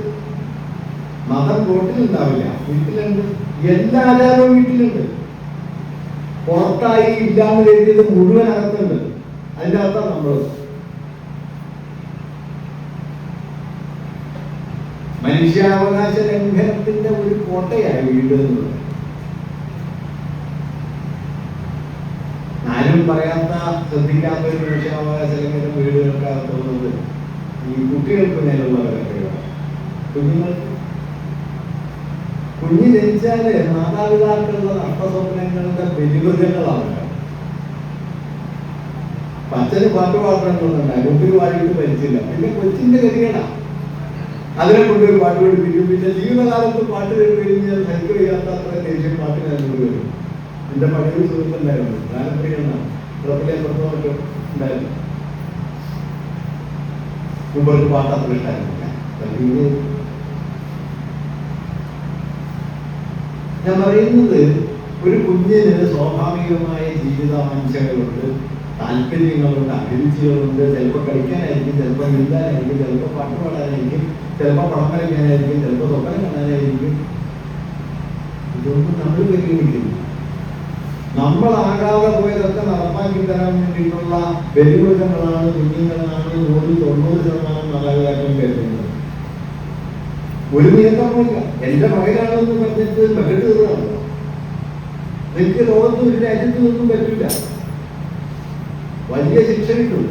കാരണം കുഞ്ഞുങ്ങളുടെ മനുഷ്യാവകാശം വലിയ പ്രശ്നമാണ്. കേരളത്തിൽ ഇങ്ങനെ ഒരു വിഷയം ഉണ്ടെന്ന് തന്നെ അറിഞ്ഞോളാം. അതുപോലെ തന്നെയാണ് നമ്മുടെ വയോജന ജീവിതം. വീടുകൾക്കുള്ളിൽ വയോജന ജീവിതം എന്ന് പറയുന്നത് വളരെ വളരെ പ്രയാസകരമായി കൊണ്ടിരിക്കുന്നു. കാരണം നോക്കാനാളില്ല, അവര് മിക്കവാറും പ്രൊട്ടക്റ്റീവ് അല്ല ഉണ്ടാവുന്നു. ഈ വയോജനങ്ങളെ കേന്ദ്രീകരിച്ചാണ് ഞാനൊരു കാര്യം കൂടി പറയാം. ഇന്ന് ഈ വാട്സപ്പ് യൂണിവേഴ്സിറ്റി ഏറ്റവും കൂടുതൽ പ്രവർത്തിക്കുന്നു. കാറ്റ് എഴുന്നേറ്റിരുന്ന് നോക്കും, ഇതിൽ കേൾക്കുന്ന ഏതെങ്കിലും ഒരു അസംബന്ധം 10 പേരോട് പറയും, അതങ്ങ് പ്രചരിപ്പിക്കും. അങ്ങനെയാണ് താജ്മഹൽ തേജോ മഹാലയമായത്. അങ്ങനെയാണ് കുത്തബ് മിനാർ ഭീമന്റെ ഗലയായിരുന്നു എന്ന് വന്നത്. പറഞ്ഞിട്ടുണ്ടാകെ ഇതൊക്കെ അറിയണം കേട്ടോ. പുതിയ കാലത്തെ വിജ്ഞാനം. ഭീമൻ ഉപേക്ഷിച്ചു പോയ ഗലയുടെ പിടിയ ഈ പറയുന്ന കുത്തബ് മിനാർ. ഗണപതി പ്ലാസ്റ്റിക് സർജറിയാണെന്ന് ഇന്ത്യൻ സയൻസ് കോൺഗ്രസിന്റെ ഉദ്ഘാടന വേദിയിൽ ചെന്ന് പ്രധാനമന്ത്രിക്ക് പ്രസംഗിക്കാമെങ്കിൽ പിന്നെ കുത്തബ് മിനാർ ഗതയായ കുഴപ്പമൊന്നുമില്ല. ഒരു രാജ്യം അസംബന്ധത്തിന്റെ ഏത് പരിധിയിലേക്ക് പോകുന്നു എന്നുള്ളതിന്റെ തെളിവാണ്. സയൻസ് കോൺഗ്രസിന്റെ ഉദ്ഘാടന വേദിയില്ല പറയുന്നത്, അല്ലാതെ അമ്പലപ്പറമ്പിലല്ല. അമ്പലപ്പറമ്പിൽ പിന്നെ കുറെ കാലമായിട്ട് ഇതുണ്ട്. ഇപ്പൊ ക്വാണ്ടം മെക്കാനിക്സ് മുഴുവൻ വേദാന്തത്തിലുണ്ട് എന്ന് പറയും. കേട്ടിരിക്കുന്ന ആൾക്ക് ക്വാണ്ടം മെക്കാനിക്സ് കൂടെ വേദാന്തം ഉള്ള രണ്ടു പറഞ്ഞൂടാ. അപ്പൊ പിന്നെ കൊണ്ടതാലും അതിൽ നിങ്ങൾക്ക് സന്തോഷമായിട്ട് പോവാം. പക്ഷെ ഇത് അറിയാവുന്ന സയന്റിസ്റ്റുകളുടെ മുമ്പിൽ ചെന്ന് വേദങ്ങളിൽ ഭൂഖണ്ഡാന്തര മിസൈലുകൾ ഉണ്ടായിരുന്നു, വേദങ്ങളിൽ ബഹിരാകാശത്തേക്ക് പോകുന്ന റോക്കറ്റുകളുടെ സാങ്കേതിക വിദ്യ ഉണ്ടായിരുന്നു എന്ന് പേപ്പർ അവതരിപ്പിക്കുമ്പോൾ ആരെങ്കിലും ചോദിക്കേണ്ട ഏത് ലോകമാണെന്ന് ഉണ്ടായിരുന്നതെന്ന് അത്രയും ചോദിച്ചാൽ തീരും. കാരണം ഘർഷണത്തെ ഭേദിച്ച്, വായുവിന്റെ സമ്മർദ്ദത്തെ ഭേദിച്ച് ശൂന്യാകാശത്തേക്ക് പോകാൻ പറ്റിയ ലോഹം കണ്ടുപിടിക്കപ്പെട്ടത് എന്നാണെന്ന് ചോദിച്ചാൽ വേദം അവസാനിക്കും, രാജാവ് അവസാനിക്കും. പക്ഷെ ആ അടിസ്ഥാന ചോദ്യം ആരുടെയും വായിൽ കിട്ടില്ല. കാരണം ഞാൻ നേരത്തെ പറഞ്ഞതുപോലെ അറിവ് എന്ന് പറയുന്നത് സാമൂഹ്യ ചരിത്രബോധമാവുന്നില്ല. അറിവ് എന്ന് പറയുന്നത് ഒരു ഉപകരണമാണ്. നമ്മൾ ഏറ്റവും വലിയ സയന്റിസ്റ്റുകൾ വിളിക്കുന്നത് ഒരു മഹാഭൂരിപക്ഷം പേര് ടെക്നീഷ്യന്മാരാണ് കേട്ടോ, സയന്റിസ്റ്റുകളല്ല. ടെക്നീഷ്യന്മാരെ സയന്റിസ്റ്റുകൾ വിളിക്കുന്നതിന്റെ കുഴപ്പം എന്താണെന്ന് വെച്ചാൽ ടെക്നോളജിയാണ് സയൻസ് എന്ന് വരും. ടെക്നോളജി അല്ല സയൻസ്. നിർഭാഗ്യവശാൽ ഇപ്പൊ കേരളത്തിൽ നിങ്ങൾ നോക്കുക, ഏറ്റവും കുറവ് കുട്ടികൾ പഠിക്കാൻ ഡിഗ്രി ചെയ്യുന്നത് ഏത് വിഷയത്തിനാണെന്ന് അറിയാം. നമ്മൾ കേൾക്കുന്ന പോലെ ഭാഷയും സാഹിത്യത്തിനൊന്നുമല്ല, ശാസ്ത്രം. പ്യുവർ സയൻസ് പഠിക്കാൻ ആരുമില്ല, മാത്തമാറ്റിക്സ് പഠിക്കാൻ, ഫിസിക്സ് പഠിക്കാൻ, കെമിസ്ട്രി പഠിക്കാൻ ആരുമില്ല. പ്യുവർ സയൻസിൽ ഒരു അണ്ടർസ്റ്റാൻഡിങ് ഇല്ലാത്തൊരു സൊസൈറ്റി എന്ന് പറഞ്ഞു കഴിഞ്ഞാൽ കൊള്ളയാണ്, തകരച്ചന്ത പോലെ കൊള്ളയാണ്. ആ കൊള്ള സമൂഹം ഇങ്ങനെ ഉണ്ടായി വരികയാണ്. ഞാൻ പറയുന്നത് സമൂഹത്തിന്റെ ഫാസിസ്റ്റ് ടേൺ, അതിലേക്കുള്ള വഴിത്തിരിവിന്റെ പലമാതിരി അടയാളങ്ങൾ നമുക്ക് സൂക്ഷിച്ചു നോക്കിയാണ്. സാമൂഹ്യ ബോധമില്ലായ്മ, ചരിത്രബോധമില്ലായ്മ, ശാസ്ത്രം എന്ന് പറയുന്നത് ഉപകരണ നിർമ്മാണമാണ് എന്നുള്ള തെറ്റിദ്ധാരണ, അപരവിദ്വേഷം, ശൈക്ഷണിക വിരോധം, ഇങ്ങനെ ഫാഷിസത്തിലേക്ക് ഒരു സമൂഹത്തെ പരിവർത്തനപ്പെടുത്തി എടുക്കാൻ പാകമായ എത്രയെങ്കിലും ഘടകങ്ങൾ നമുക്ക് ചുറ്റും ഒന്നും പുറകെ മറ്റൊന്നായിട്ട് ശക്തിപ്പെടുന്നത് നമുക്ക് കാണാൻ പറ്റും. അതുകൊണ്ട് ഈ പ്രശ്നങ്ങളെ പ്രതിരോധിക്കുക എന്നുള്ളത് ഒരു സമൂഹം എന്ന നിലയ്ക്ക് നാം നേടിയ വിജയങ്ങളെ, മികവുകളെ സംരക്ഷിക്കുന്നതിനുള്ള വലിയ ഒരു പരിശ്രമമാണ്. ഞാൻ അതിൽ കൂടുതൽ പറയാൻ ആഗ്രഹിക്കുന്നുണ്ട്. നമ്മൾ മനുഷ്യരായിരിക്കുന്നു എന്നുള്ളതിന്റെ പ്രാഥമിക ഉത്തരവാദിത്തം. കാരണം മനുഷ്യരായിരിക്കുക എന്ന് പറയുമ്പോൾ എന്റെ പേര് എന്ന് പറഞ്ഞാൽ എന്താ? എന്റെ ഉള്ളിലുള്ള എന്റെ ഒരു സാധനത്തിന്റെ പേരല്ല, എന്നെ വിളിക്കുന്ന പേരാണ് എന്റെ പേര്. വിളിക്കാൻ ഒരാളുണ്ടെങ്കിലേ ഈ പേരുള്ളൂ. അതുകൊണ്ട് ഞാനായിരിക്കുന്നത് ഞാനിങ്ങനെ പരിപിടിച്ച് നടന്നിട്ടല്ല. മനുഷ്യരെന്നെ ഇഷ്ടപ്പെട്ടിട്ടും സ്നേഹിച്ചിട്ടും വെറുത്തിട്ടും അവരോട് പലതരം ബന്ധത്തിൽ ഏർപ്പെട്ട് ജീവിക്കുമ്പോഴാണ് ഞാനാവുന്നത്. അതായത് ഞാൻ പറയുന്നത് ഇൻഡിവിജ്വൽ ആയിരിക്കുന്നത് തന്നെ ഒരു സോഷ്യൽ റിലേഷനായിട്ടാണ്. അതുകൊണ്ട് അപ്പുറമുള്ള മനുഷ്യരോടുള്ള നമ്മുടെ ഉത്തരവാദിത്വം എന്ന് പറയുന്നത് മനുഷ്യരായിരിക്കുന്നതിന്റെ ഉത്തരവാദിത്വം. ആ ഉത്തരവാദിത്വത്തിന്റെ ആവിഷ്കാരമാണ് സാമൂഹികത എന്നത്. നിർഭാഗ്യവശാൽ ആ സാമൂഹികതയുടെ നിരാകരണമാണ് വലിയ തോതിൽ നമുക്ക് ചുറ്റും നടക്കുന്നത്. ആ സാമൂഹികതയുടെ സംസ്ഥാപനമായിരുന്നു നവോത്ഥാനം. ആ സാമൂഹികതയ്ക്ക് കുറെ കൂടി ബലം കൊടുത്തു, കുറെ കൂടി പേര് കൊടുത്തു. അപ്പുറമുള്ളവരുടെ പ്രയാസങ്ങൾ എന്നെ കൂടി പ്രയാസമായി. ലോകത്ത് ആർക്കടിയേറ്റാലും എനിക്ക് വേദനിക്കുന്നു പറയുന്ന ആളുകളുടെ എങ്ങോ മനുഷ്യന്റെ ഞങ്ങളെ കയ്യിൽ അങ്ങനെ കൈകൾ മുമ്പിലിടുന്നു എന്നൊരു കവി എഴുതുന്നു. മറ്റേതൊക്കെ പറഞ്ഞു കിടന്നു. പലസ്തീനെ പിളർന്ന് ഇസ്രായേലിന്റെ ആദ്യത്തെ രാജ്യമായിരുന്നു ഇന്ത്യ. പലസ്തീനെ പിളർന്ന് ഇസ്രായേൽ ഉണ്ടാക്കാൻ ശ്രമിച്ചപ്പോൾ അത് തെമ്മാടിത്താന്ന് പറഞ്ഞ ആദ്യത്തെ ആളുടെ പേരായിരുന്നു മഹാത്മാഗാന്ധി. ഇന്ന് ഇസ്രായേലിൽ നിന്നുള്ള ആയുധ കച്ചവടത്തിന്റെ ഒന്നാം പങ്കാളി ഇന്ത്യയാണ്. ഇസ്രായേലിൽ നിന്ന് ആയുധം വാങ്ങുന്ന ഏറ്റവും കൂടുതൽ ആയുധം വാങ്ങുന്ന രാജ്യമാണ് ഇന്ത്യ. 1990 വരെ ഇസ്രായേലിനെതിരെ UN അസംബ്ലിയിൽ ഇന്ത്യ നിരന്തരം വോട്ട് ചെയ്തു. 90 മുതൽ നിഷ്പക്ഷത പാലിക്കാനാണ്. 2000 മുതൽ അവർക്ക് വേണ്ടി വോട്ട് ചെയ്യാൻ ഈ രാജ്യത്ത് നമ്മൾ മനുഷ്യരായിരിക്കുമ്പോൾ ആലോചിച്ച് നോക്കൂ. 150-200 ദിവസമായി ഭക്ഷണം കഴിക്കാനില്ലാതെ കൊടുത്തു നിന്നിരുന്ന ഒരു കുഞ്ഞ് തോല് മാത്രമായി, എല്ലും തോലും മാത്രമായി കഴിച്ചു പോകുന്നു നമ്മുടെ മുമ്പിൽ. നിങ്ങൾ ശ്രദ്ധിച്ചാൽ കാണാൻ പറ്റും. 150 ദിവസം മുമ്പുള്ള ആ കുഞ്ഞിന്റെ ഫോട്ടോയും കഴിഞ്ഞ ദിവസം ഫോട്ടോയും കണ്ടാൽ മനുഷ്യരായ ആളുകൾക്ക് സ്വസ്ഥമായിട്ട് കിടക്കാൻ പറ്റില്ല. ഓരോ ദിവസവും കാണാം. ലോകം പക്ഷേ ഇങ്ങനെ കണ്ടു നിൽക്കും. നമുക്കൊരു തോന്നുന്നു ഇസ്രായേലിനെ ന്യായീകരിക്കാൻ കേരളത്തിൽ എത്രയെങ്കിലും ആളുകൾ ഇപ്പോൾ ഉണ്ട്. സയനിസ്റ്റ് ഭീകരതയെ ന്യായീകരിക്കാൻ ഹമാസാണ് പ്രശ്നം എന്ന് പറയാം. കഴിഞ്ഞ ഒക്ടോബർ 1-ാം തീയതി തുടങ്ങിയതല്ല പ്രശ്നം, തുടങ്ങിയത് 48-ലാണ്. ഒരു രാജ്യം വെട്ടിപ്പുറന്ന് വേറെ രാജ്യം ഉണ്ടാക്കുകയും ആ രാജ്യത്ത് ജീവിച്ചവരെ അഭയാർത്ഥികളാക്കി മാറ്റുകയും ചെയ്ത പ്രക്രിയയിൽ നിന്ന് തുടങ്ങിയതാ, അല്ലാതെ ഹമാസ് ബോംബിട്ടപ്പോൾ തുടങ്ങിയതല്ല. അങ്ങനെ പറഞ്ഞ കാര്യങ്ങൾ എളുപ്പമാണ്. അതുകൊണ്ട് ചരിത്രബോധവും സാമൂഹ്യ ബോധവും നീതിബോധവും സ്ഥാപിച്ചെടുക്കുക എന്നുള്ളത് നമ്മുടെ മാനുഷികമായ ബാധ്യതയാണ്. ആ മാനുഷികമായ ബാധ്യതയെ വലിയ ആവോളം ബലപ്പെടുത്തി എന്നുള്ളതാണ് നവോത്ഥാനത്തിന്റെ ഒരു വലിയ മികവ്. അതതിന്റെ റിവേഴ്സ് ഓർഡറിൽ നീങ്ങുന്നു എന്നുള്ളതാണ് ഒരുപക്ഷെ നമ്മളിപ്പോൾ കാണുന്നത്. ദൗർഭാഗ്യകരമായ കാര്യം, ഇങ്ങനെ റിവേഴ്സ് ഓർഡറിലേക്ക് നീങ്ങിക്കൊണ്ടിരിക്കുന്ന സമയത്ത് നമ്മുടെ പശ്ചാത്തലപരവും ഭൗതികവുമായ പരിസരങ്ങളൊക്കെ താരതമ്യേന കൂടുതൽ മെച്ചപ്പെട്ടതായി മാറുകയും ചെയ്യും. ഒരുപാട് അറിവുണ്ട്, പക്ഷെ വിവേകമില്ല എന്ന ഒരു പ്രശ്നം. ഒരുപാട് അറിവുണ്ട്, പാണ്ഡിത്യമുണ്ട്, പക്ഷെ വിവേകമില്ല എന്ന ഒരു പ്രശ്നം. അത് നമ്മുടെ ചുറ്റുവട്ടത്ത് വളരെ ശക്തമായിട്ടുണ്ട്. അതിനെ പ്രതിരോധിക്കുക എന്ന വലിയൊരു ദൗത്യം വാസ്തവത്തിൽ മനുഷ്യൻ എന്ന നിലക്ക് നമുക്ക് ഏറ്റെടുക്കാനുണ്ട്. അതിനുള്ള പ്രേരണകളായി ഇത്തരം ആലോചനകൾ നടത്തിയത്